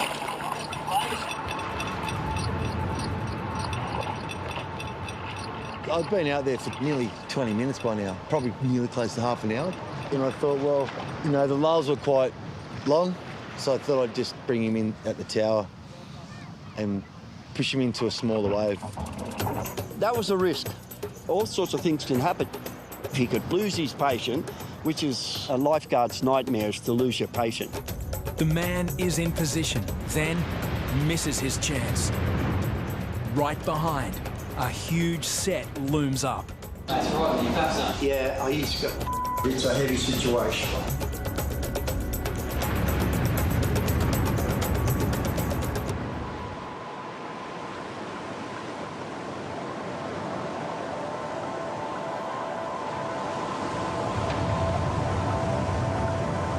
Yatesy picks off the next wave. Then spots the man getting back on his board, catching the whitewash. And all was good. He was breathing. The man finally makes it back to shore. And so does Yatesy. I was worried. I was like, no, yay! I thought it was a great day. Oh, I couldn't have it every day. Maybe once every couple of years, but... As Yatesy debriefs, the rescued man strolls past without a word. It was a test of my skills, and, you know, I haven't been tested like that for a long time. Actually, I really enjoyed it. Right, come here, move over, please. The sun shines, the water glimmers crystal clear. Everything's perfect. Except, who else is enjoying Bondi today? Keeping swimmers safe while also protecting sea life is an ongoing challenge. For decades, shark nets have been used at Bondi. Basically, they're there to stop sharks from being territorial. If they do hang around in the bay, they'll eventually get caught. Apart from killing sharks, nets also kill sea life. That's really sad for us lifeguards. We don't want to see that happen. Along with the nets, baits and electronic pulses have failed to find the balance between conservation and protection. Today, lifeguards are testing a new device which could revolutionise the way beaches are protected from sharks. We've been working on this tech, and we reckon it might make your jobs a bit easier, and it'll be the first time I think the end clients had a bit of a look at what we're doing in the development stage, so we're very excited. Hamish and Craig from Shark Mitigation Systems have designed a technology called the Optus Clever Buoy. The buoy detects the sharks by measuring their unique sonar return and sends real-time information to lifeguards via satellite. The crew from Optus Clever Buoy jumped in a boat at Rose Bay and we came round to Bondi and we were just going to test the equipment. Can this new technology accomplish what no other method has done in the past? Someone came up with a harebrained idea to strap a shark fin to my back. They wanted me to swim through the sonar system and get me to swim like a shark and see if I could trick it. If he goes through at about 10 metres, we should see him running around through here. What it does, you know, it puts it in a box, and then that's when the software starts. There he goes. It's boxed in for a moment there. Yeah. Boxing is a term used when a suspicious object has been identified. There he is. There he goes. There's his fin. There's the fin. Can you see the fin? Yeah, he's got his arms out. If it's a shark, the box will change colour from blue to red. The system knew that he wasn't a shark. The technology is still at a research and development stage. Hopefully, one day, it can introduce a non-invasive way for people to share the ocean with other sea life. Where we really want to end up with this is be able to tell the difference between different species of sharks, because there are good sharks and there are bad sharks. You guys in the tower will go, well, you know, gee, that's just a gummy shark, versus obviously a white pointer or a bull shark, where you'll know that information. You'll go, right, we're going to get everyone out of the water. What you'll get in the tower is just a simple go or no-go type signal. But in the fullness of time, you could have this sort of information in the tower. Well, once we let the alarm off New Year's Day, there's 50,000 people down there. Yeah. It was chaos. It's a big disruption. You know what I mean? If we had this, and the person that come up to us say, you know, I saw a shark, well, show us. One of the technicians plays a demonstration video to show what a real shark looks like. While it was on the screen, Maxi didn't realise that they were showing us a replay and thought it was real. Jump out. Get out. Reidy, get out. Jump out. Jump out. There's a shark. This is living Deano. Is it? Get out. Maxi just grabbed me by the hand. He's pulled me out. I'm freaking out, thinking I'm about to lose my legs. Oi, Maxi. Was it recording? I was. Sorry, mate. I didn't realise. The guy's bloody foxed me as well. It was a nice little finish of the day. After leaving the service 13 years ago, Bondi local Singlets is back in the blue uniform. I've got that excitement back, and I've totally made the right decision to come back to this job. Are you all right? His passion for the job he loved as a young man is as strong as ever. It just gives you the greatest sense of satisfaction in, you know, contributing and putting back into the community. On busy weekends over summer, incidents off the sand are almost as frequent as rescues on the water.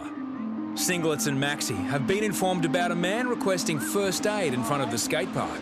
How are you? What's going on? You all right, buddy? What's happening? Where's on this Bondi? He's just hanging his head down real low. Yeah? How do you feel? Dizzy? Yeah. We'll give you some oxygen, mate. His colour was absolutely terrible. He was a sort of slate grey/green colour. The family of four arrived in Sydney on a cruise ship from Northern California. So, any nausea? Do you feel like you want to be sick? Yeah? Okay. He has cystic fibrosis also, which makes him cough a lot. Okay. That's part of his asthma. All right. Is there any heart condition or anything? High blood pressure. High blood pressure, yeah. The patient looked to be having some kind of heart trouble. He's not looking that well, to be honest with you. We're just putting some oxygen on him. We might get an amber. I'll get back to you in a minute. Yeah, copy that. Do you want the defib up there? Yeah, mate, it's probably not a bad idea, just in case. Lifeguards know just how quickly heart complications can turn deadly. Last summer, a swimmer complained of chest pains. Minutes later, he went into cardiac arrest. Lifeguards had to shock him back to life using the defibrillator. Showing similar signs, Maxi and Singlets readied themselves for a potential heart attack. Larry and his family are in Sydney on a cruise. His son asked a member of the public to find help. We left them to walk. We walked on the beach, and they walked down here. We said we'd meet here. I got up and I said, "You guys all right?"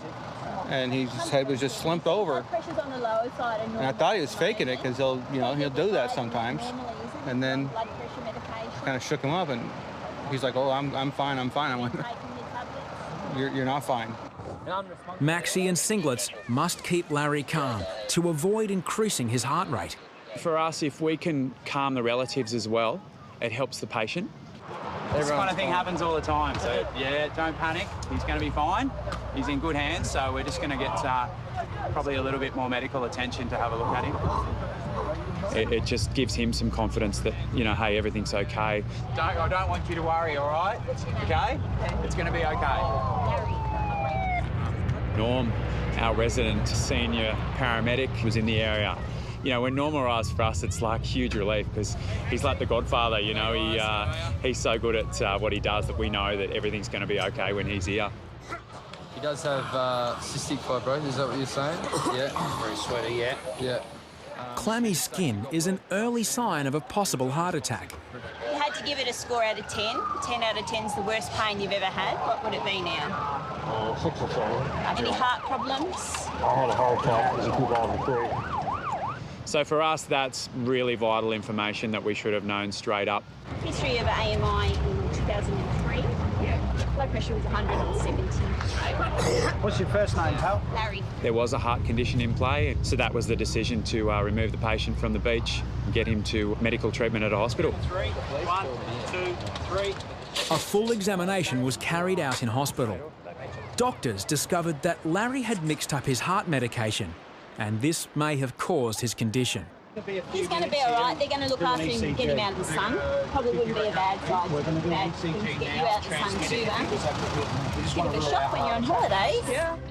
Larry was cleared to return to the cruise ship and finished his holiday. I've definitely come back to the job with a fresh set of eyes and have this amazing appreciation for it now that maybe I didn't have as a young guy. Even the little things like the chats with the locals or a really good sunset down here, you know, it's just like, it doesn't get any better. Coming up on Bondi Rescue, lifeguards race in shark-infested waters. Guys, the shark's just been reported on the radio. A tragic spinal injury. I can't feel my legs. But not everything is adding up. You didn't tell me that you hit your head, sweetie. And Nicola battles 10-foot swell. She's in a lot of trouble. Hold on! The most dangerous rescue of her career. Hold on to my boy! My boy!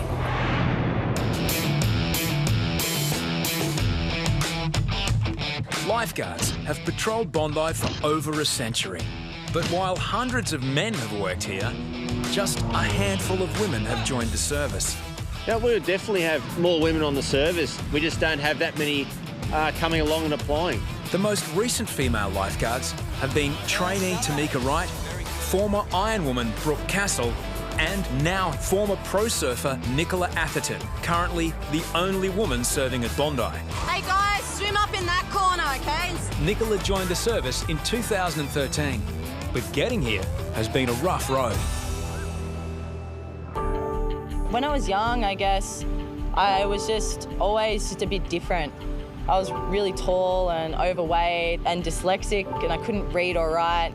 Bullying shaped my life. It just seemed like these kids just always needed that person to put down, to, you know, to hit, to throw things at, to say things to. After years of bullying, Nicola found an escape. Surfing was that one for me where I just it was something I could do by myself whenever I wanted. And it really, really saved me from a lot of things, obviously, because I was out and exercising, I was able to lose a bit of weight. It's all I could think about, you know, like I'd finish school and I'd run down and go surfing. Aged 18, Nicola became the world junior champion, then travelled the globe as a pro surfer. For roughly 10 years, I'd qualified for the world tour. I won a whole bunch of titles that I never, ever in my wildest dreams thought I'd ever actually achieve. After the pro tour, Nicola was more than qualified for lifeguarding. Her water skills are second to none. Like, she's an ex-pro surfer. You know, she's won the Pipe Masters. You know, she's brilliant in the water. She excels in every situation she's put in. It must be pretty hard working with 35 guys and one girl.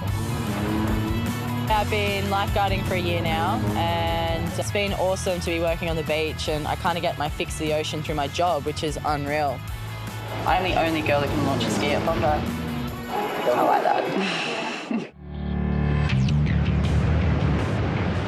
A cyclone swell off North Queensland has caused some of the biggest waves to hit Bondi all summer. That was massive. Lifeguards are on high alert. You know, when you get those massive days, the beach can't handle it. So it's when pretty much all rips start firing, and the north corner, it was just howling. It was one of the biggest rips on the beach that day, which is, it's quite rare. There's a clubby trying to do a rescue and they're about to get smugged on the rocks. A volunteer surf lifesaver is attempting a rescue in the rip at North Bondi. Nicola is called to back up. Should we go quicker? Yeah, I'm sure you've seen that. The clubbies are all freaking out. They're screaming for more help. You're going to have to go straight out.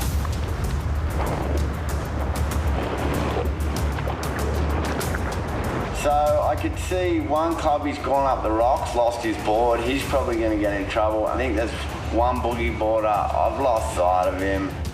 Nicola offers assistance.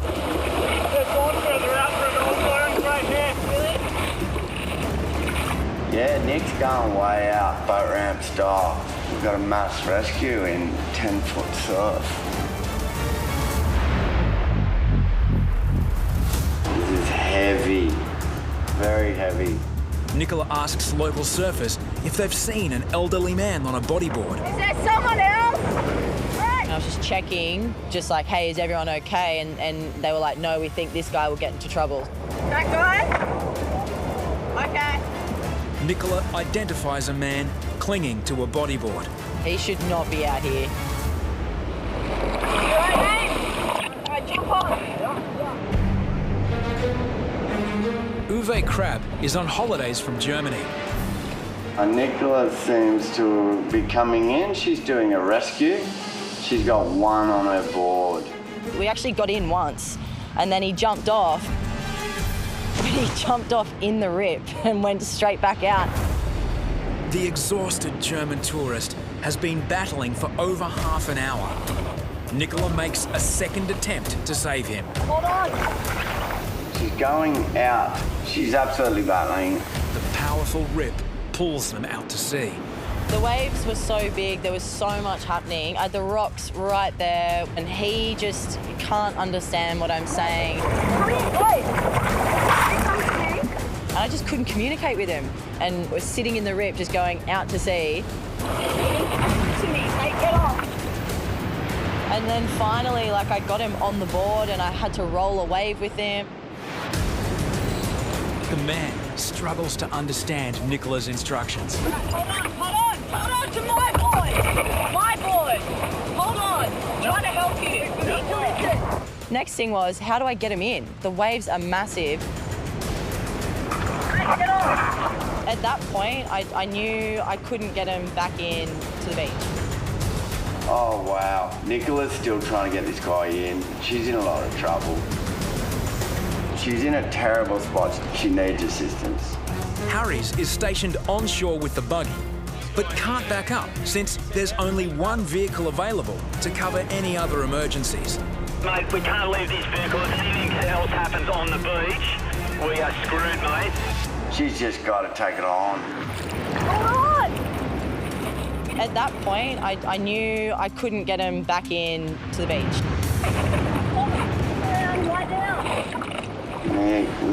Nick, go up the rocks, please. It's impossible for Nicola to fight against the rip.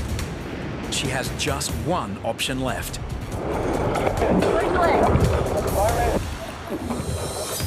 The narrow boat ramp is sandwiched between rocks. Alright, we're gonna go up there, okay? Yeah, okay. Off-duty lifesavers back up.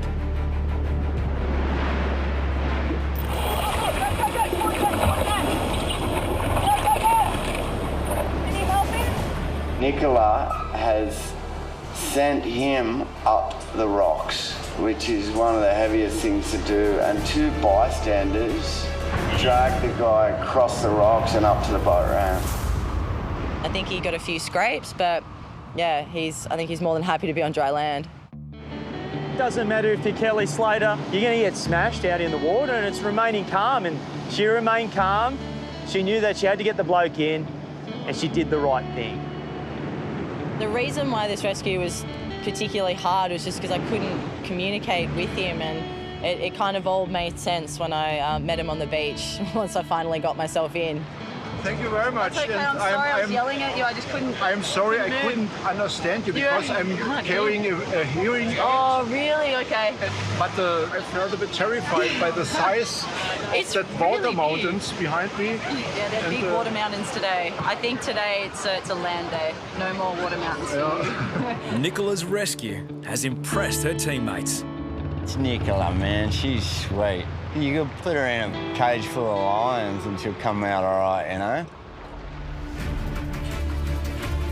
Bondi's elite lifeguard pride themselves on being the benchmark of surf rescue. But how do they compare to the rest of Australia's watermen? One of the great proving grounds for ocean swimmers is the Rottnest Channel Swim. Held in Western Australia, the race is a gruelling 20 kilometres from Cottesloe Beach to Rottnest Island. It's a pretty fierce swim, it's a pretty big competition. Last year, the Bondi boys placed second in the four-man team event. They were a little bit disappointed with that. So this year we were really pumped to go over there and show our best and put in a massive effort. We needed to win this year just because, you know, we're watermen. We've got the Bondi Rescue team, which is Maxi, Jesse and Deano and myself. There's a lot of pride there and we need to really come up and win this year. In the lead up to the race, the team suffer a major setback. I fractured my pelvis, hip and coccyx. It was definitely the worst injury I've ever had in my life. A lot of people were like, there's no way you're going to make this swim. But I always like to prove people wrong. Jesse finally gets the all clear from doctors just weeks before the race. I just put my head down and my ass up and trained as hard as I could for it. How's the back feel, mate? 8, 9 weeks ago, I never thought that I'd be right here, right now. It's a few weeks out from Rotto and I'm frosting to get there. Race day, Cottesloe Beach, Western Australia. I was really pumped before the race. I was going to lead off the beach. Yeah, I was psyched just to smash out that first 1,500 metres and tag Maxi and sort of bang away from them. He's flying! Come on, Deano! That's Dean up there with the straight arm. Win it. Maxi's about to jump in and hopefully we can keep stretching out the lead. The race is a relay. Teams of 4 rotate through 6 hours of swimming. Yes, Fredo! When Deano tags Maxi at the first changeover, Bondi are in first place. It's definitely a bit rougher out there than previous years, but there's swimmers everywhere at the moment and boats. Chaos. The Western Australian coastline is one of the sharkiest places in the world. Since 2001, there have been 14 fatal shark attacks. With the sharks in WA, they're predominantly big sharks, great whites. There's some big 5-6 metre scary sharks over there. That's renowned for sharks. Sharks everywhere. Hoppo has taken precautions. Considering everyone had a bit of fear, I thought I'd bring in the shark bands for our team. Shark bands are a watch-like device which emit an electromagnetic signal. I felt more comfortable wearing the shark band, but a great white's a great white. 6 kilometres offshore, disturbing news comes in. We got the call over the radio that no swimmer wants to hear. Guys, the shark's just been reported on the radio. 3-metre shark, unknown species. That was pretty scary hearing that. We didn't see the shark, but it said put your heart into your throat for that moment. Jesse, next swimmer in line, needs some encouragement. He was a bit hesitant, but I think the 3 of us pushed his back straight in. He went. Oh, Gusser, go! Go! Still recovering from serious injury, Jesse has more than sharks on his mind. I was just thinking about my hip, my pelvis. No, am I going to be able to make it? Gusser! Just 5 minutes into his swim leg, Jesse stops. Flop over, I've got a heavy pain in the gut. I just didn't think I was going to make it. I kind of looked into Maxi's face and he didn't look too happy.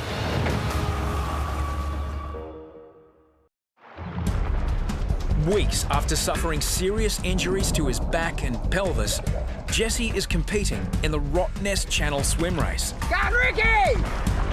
Moments after starting his swim leg, Jesse stops. Flop over, I've got a heavy pain in the gut. I had to jump out at one stage because I just didn't think I was going to make it. I kind of jumped in the boat and Deano jumped in and swum. He wasn't looking the best. He said he had a bit of pain. It was going to be a big swim if he had to pull out. The lifeguard team placed second last year. It'll be impossible to win with one man down. I kind of looked into Maxi's face and he didn't look too happy. With a man down, the team drop back in the field. Jesse decides to give it one more crack. Yeah, I pushed through and all I wanted to do was win for the team and I was pushing my body to the limit. A rival team continues to lead the race.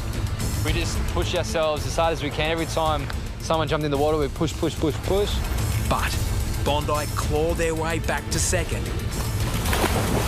Maxi jumps in for the final straight. Deano handed me the baton. He said, I want you to finish at home, and I swam as hard as I could. The finish line, Rottnest Island. Maxi emerges from the water. Bondi are victorious. When Maxi crossed the line and we came up afterwards, there was huge elation. Yeah, it's an amazing feeling. This year was 5 times harder than last year. Last year was like a pool, and this year it was like 2-foot chops, so it was, way harder. It's a courageous effort by Jesse, just weeks after recovering from injury. Jesse was a little bit sore, but it probably showed his toughness and his fitness level, and now showing also that he's ready to come back to work and be back on the beach and back to normal duties. Top physical shape is essential for lifeguards, but so too is expert medical knowledge. Every year, lifeguards treat hundreds of people, often in tragic circumstances. He's got no movement, so he's got no feeling at all. Mid-afternoon, and a woman complains of neck pain following a collision with a surfboard. Slide you down and back, just let your whole body go. Deano quickly administers pain relief via the green whistle. How does that feel? Keep breathing, keep breathing. She'd walked herself out of the ocean, but then when we'd sort of stabilised her on a spinal board, she complained that she had no sensation in her lower limbs. Can you feel me grabbing your foot? No. You can't. What about this foot? No. No, that's all right. At that point, I was genuinely worried for the girl. Do you think this girl could be paralysed or quadriplegic for the rest of her life? And were you out the back when the girl ran over you? A lady just didn't think of where she was going and went straight over me with her surfboard. And now I can't feel my legs.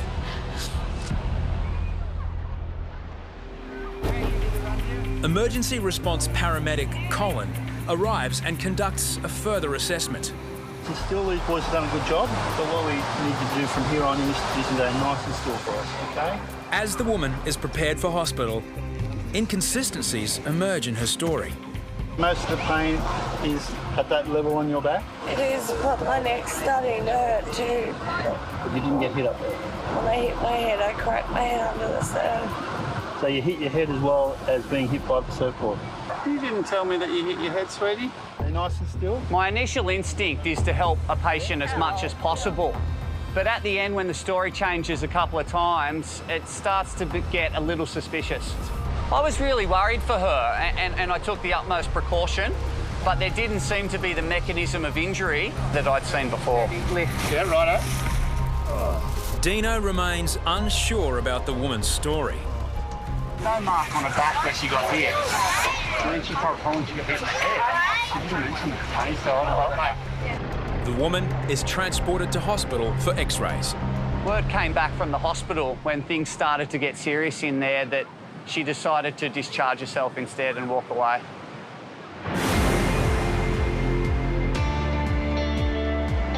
Becoming a lifeguard has been a major shift for Nicola.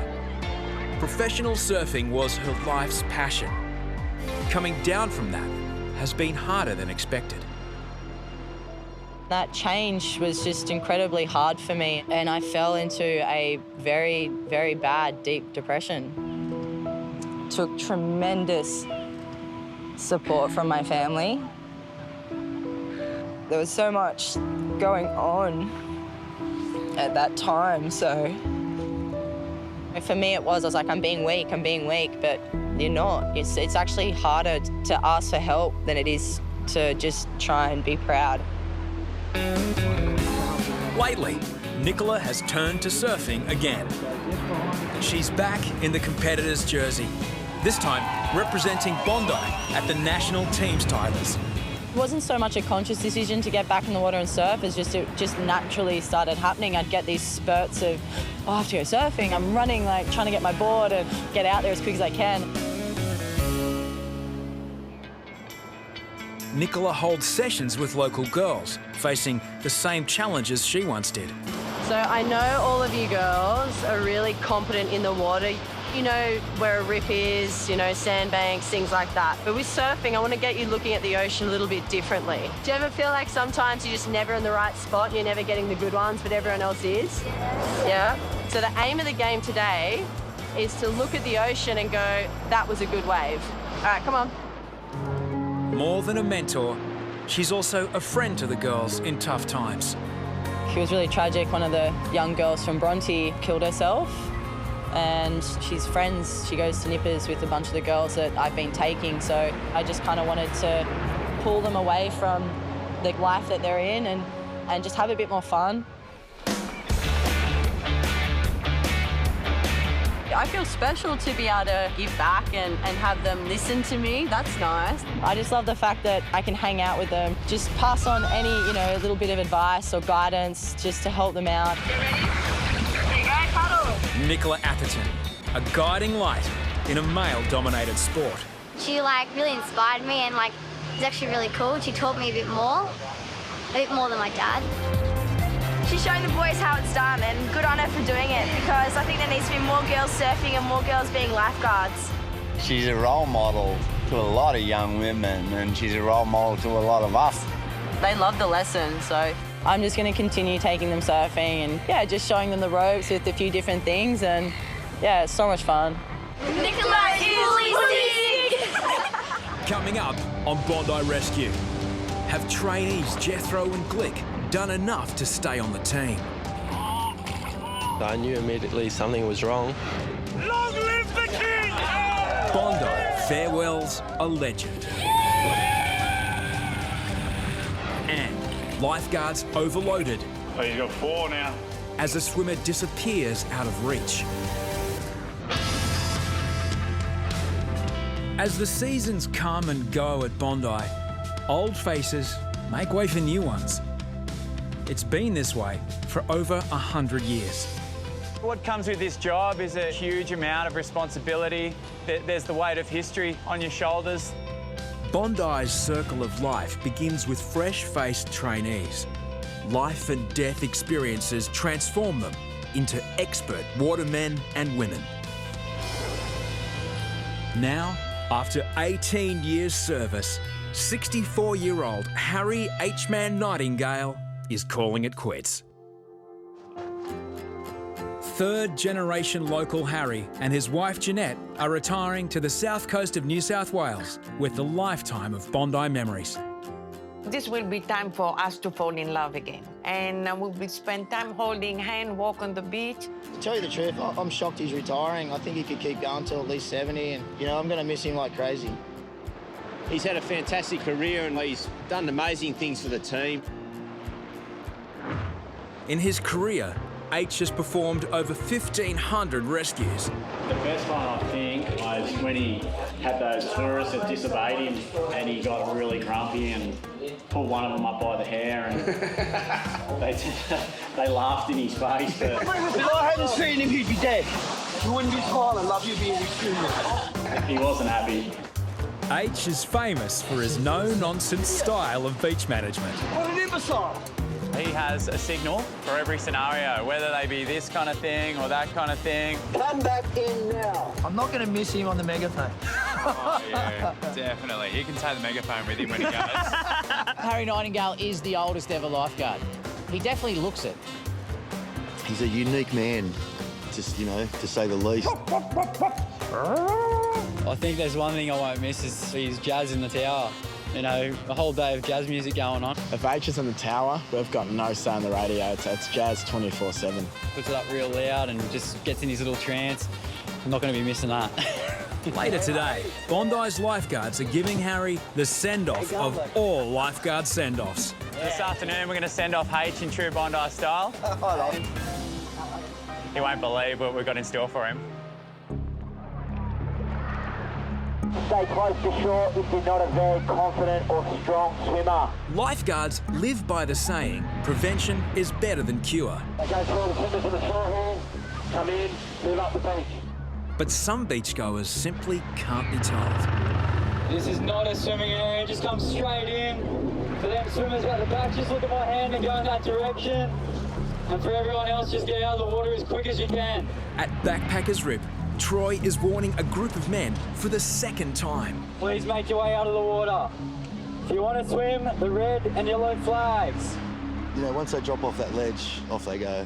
And they were going quick. Two real bad just on my right here in front of me. What do you reckon? Yeah, I reckon you're in. Can enter central. I may have to back up Yatesy, but I'll hold off as much as I can. Copy, mate. Yeah, it's a turbulent little section, eh? It sure is. As long as they're really close together, so you should be able to hold them all up. In seconds, the rescue increases from 3 to 4 as another swimmer calls for help. You could see they were scared, but one guy was yelling, "Come to me first." The men ignored lifeguards about swimming here.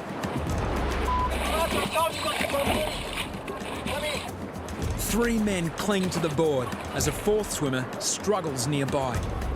Kick around, we're going to go in. Otherwise, we're going to end up out to sea, you understand? Yeah. Okay? We all have to work together. Sure. We're going to go this way. I'm in, cause. Yeah, mate, you're going to have to go in. They're really bad. Troy heads in as backup. Kick up. You've got to help me as well. Yatesy's got 3 on the board.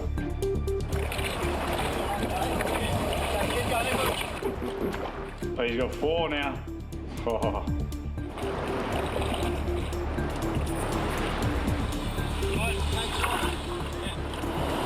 Then, without warning, a 5th man is spotted. He's going under. He had to get there pretty quick because the guy wasn't in a good way. Oh, man, he's so close to going under. Oh, my God. Come on, Yay. He had to get there pretty quick because the guy wasn't in a good way. Oh, man, he's so close to going under.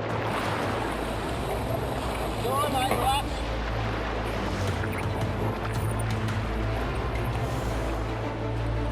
Yatesy grabs the man seconds before a wave washes him under.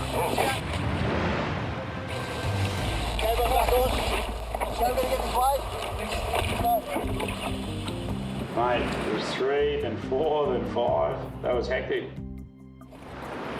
can ask these people a million times and they just don't want to listen until they get their asses kicked in the water. And then they oh, why did it happen? Because you don't listen.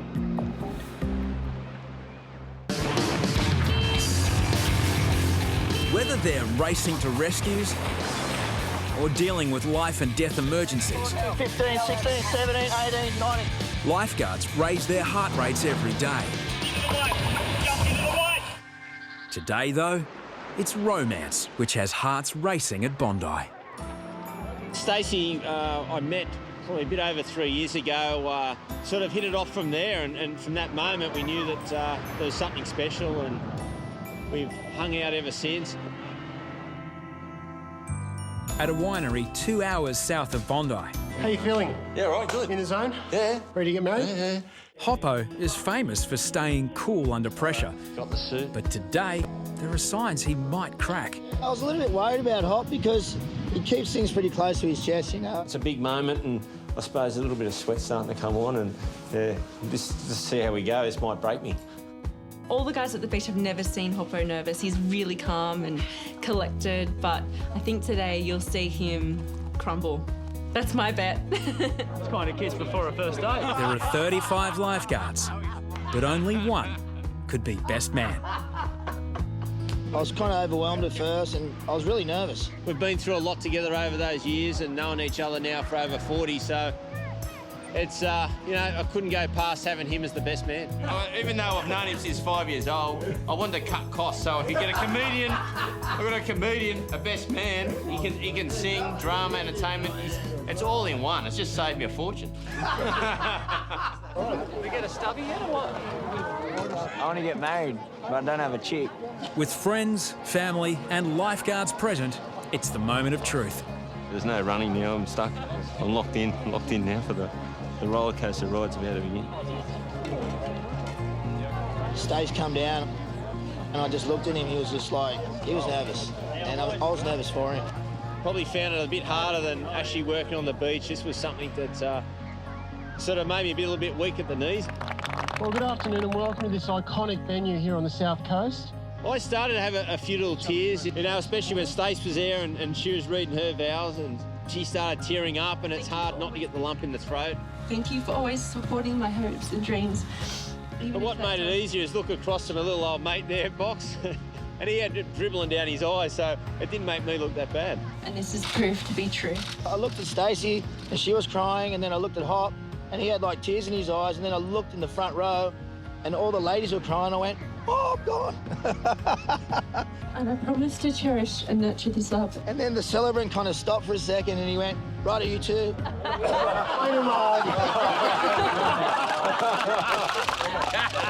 It definitely gives me great honour and privilege to declare you both husband and wife. Hoppo, you may now kiss your wife. Please give them a round of applause.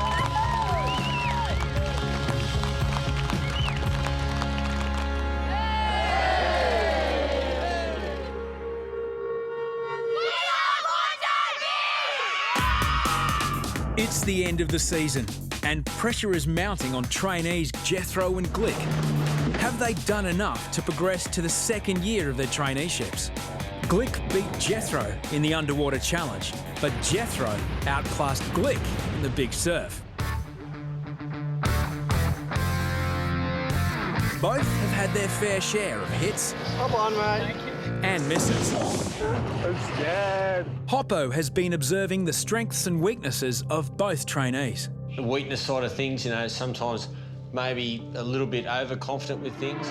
I know this beach pretty well. I know what's happening. I know when to come and rescue people. You got to work more on like technique side of things because you haven't got that brute strength.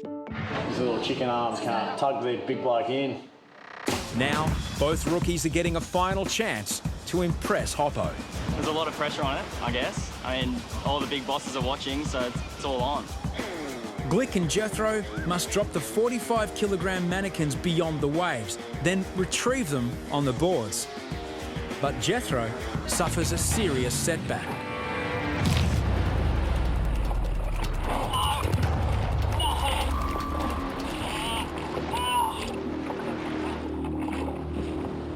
I knew immediately something was wrong.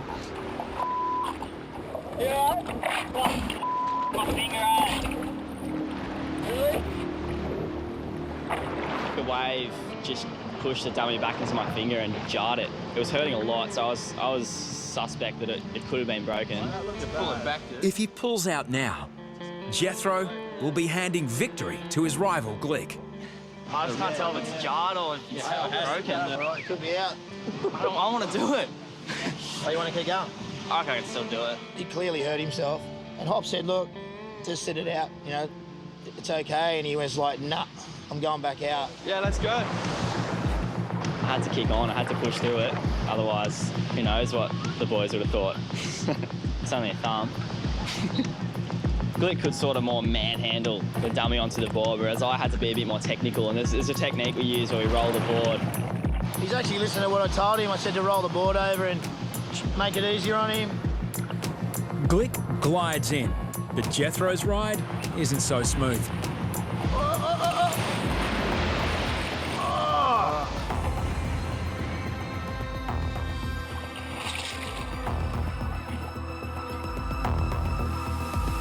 New kids Glick and Jethro are waiting to find out if they've done enough to secure positions on the service next year. Since I was a little kid, I always saw the lifeguards and been like, oh, it's so inspirational seeing them work the beach. It pretty much has been something I've wanted to do throughout my whole childhood. I mean, we both want the job so bad. Because it's the best job in the world. Okay, guys, Box and the team leaders and I have been, weighing up the best options to move forward to the future. And there's always a tough decision on which way we're going to go with different positions and everything. So, Jethro, you're performing very, very well, and what you've done over the last year has been really good, and we're going to put you through and continue on with your traineeships. Congratulations. Good to hear, thank you. Yeah. And Glick.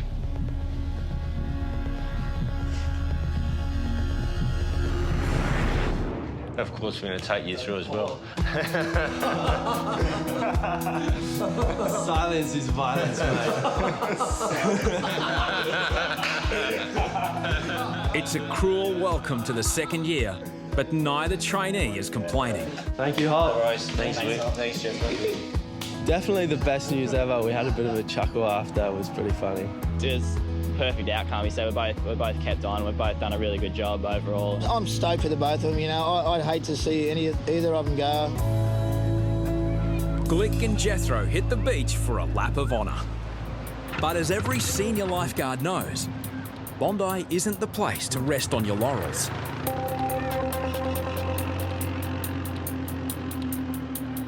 A swimmer in trouble has gone unnoticed by lifeguards in the tower. Is that a hand up? North corner to Bondi Central. We might have to go in here. There's a head. I think he might have just waved, but stand by. Copy, over. Got the goggles on you. Yeah, that's swim out there. If you need some assistance, put up your hand. Yeah, go, boys, this way. Fresh from their appraisal, the pressure is on for the trainees to deliver.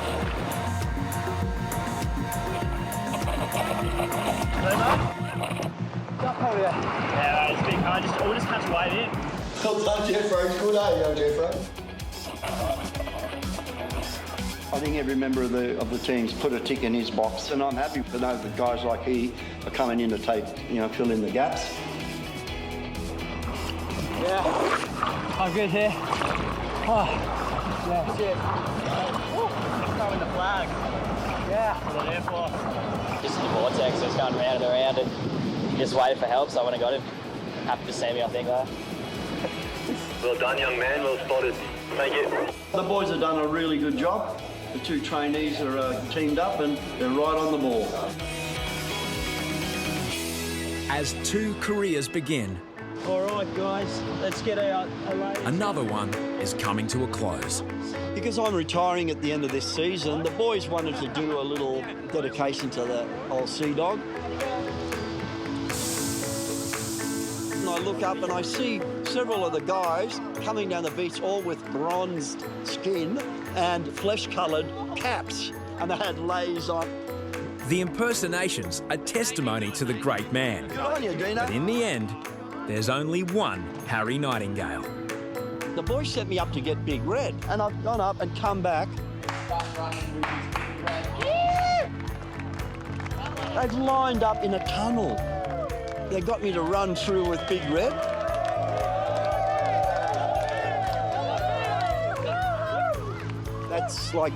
That's the best trophy I've ever had in my life. It was a wonderful thing, and plus my wife came down, and it's the happiest I've seen Jeanette in a long time. Go, Tez. All right, we're having a tribute to H surfing contest. We want to get out, we want to style it up for H and send him out in style. The more H like you are, the more points you'll score. First heat, let's do it. Go! Woo!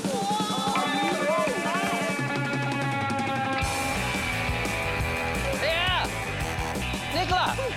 Nicola ripping! Oh, no! The manoeuvres were the Scorpion, which is probably one of the most difficult manoeuvres to pull off. Who's that, Deano?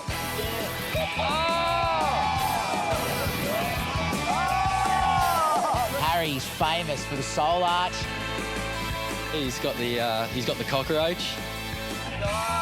H-man. Yeah, he's coming. Yes. Here we go.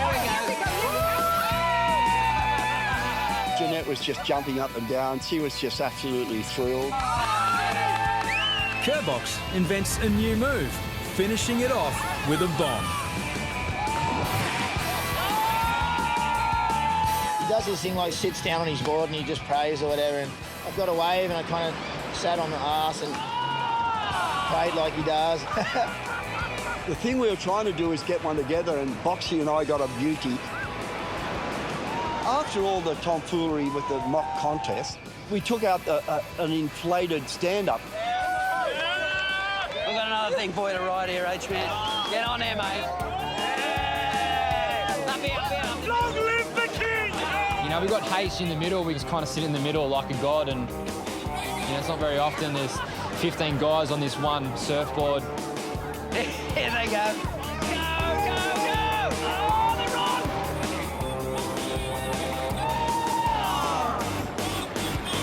That was just comedy capers. It was like Keystone Cops comes to Bondi.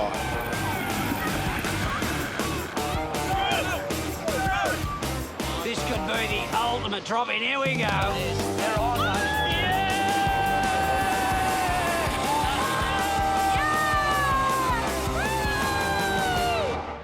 Okay. And what an incredible afternoon. Unbelievable tribute to H-Man. Thank you, guys. Is a joint winner with H-Man and Box, joint winners for 2015. We want H-Man up on the stage. Get him up. I want him to say a few words. H. Hello, testing. How do you use this? I'm not real sure. Yeah, it's just been really great to have worked with all of you. Yeah, I've run out of words. But yeah, just keep it on, you know, just watch the flags.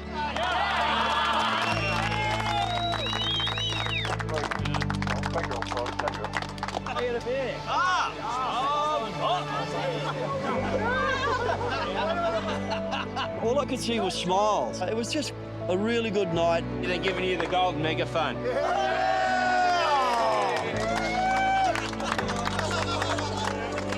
Doesn't work! He's the most beautiful soul in the world, and he is the essence of Bondi. He always has these positive vibes that he sends out. It dead set makes you smile for the rest of the day when you work with him. I still think there's heaps of room for him to improve.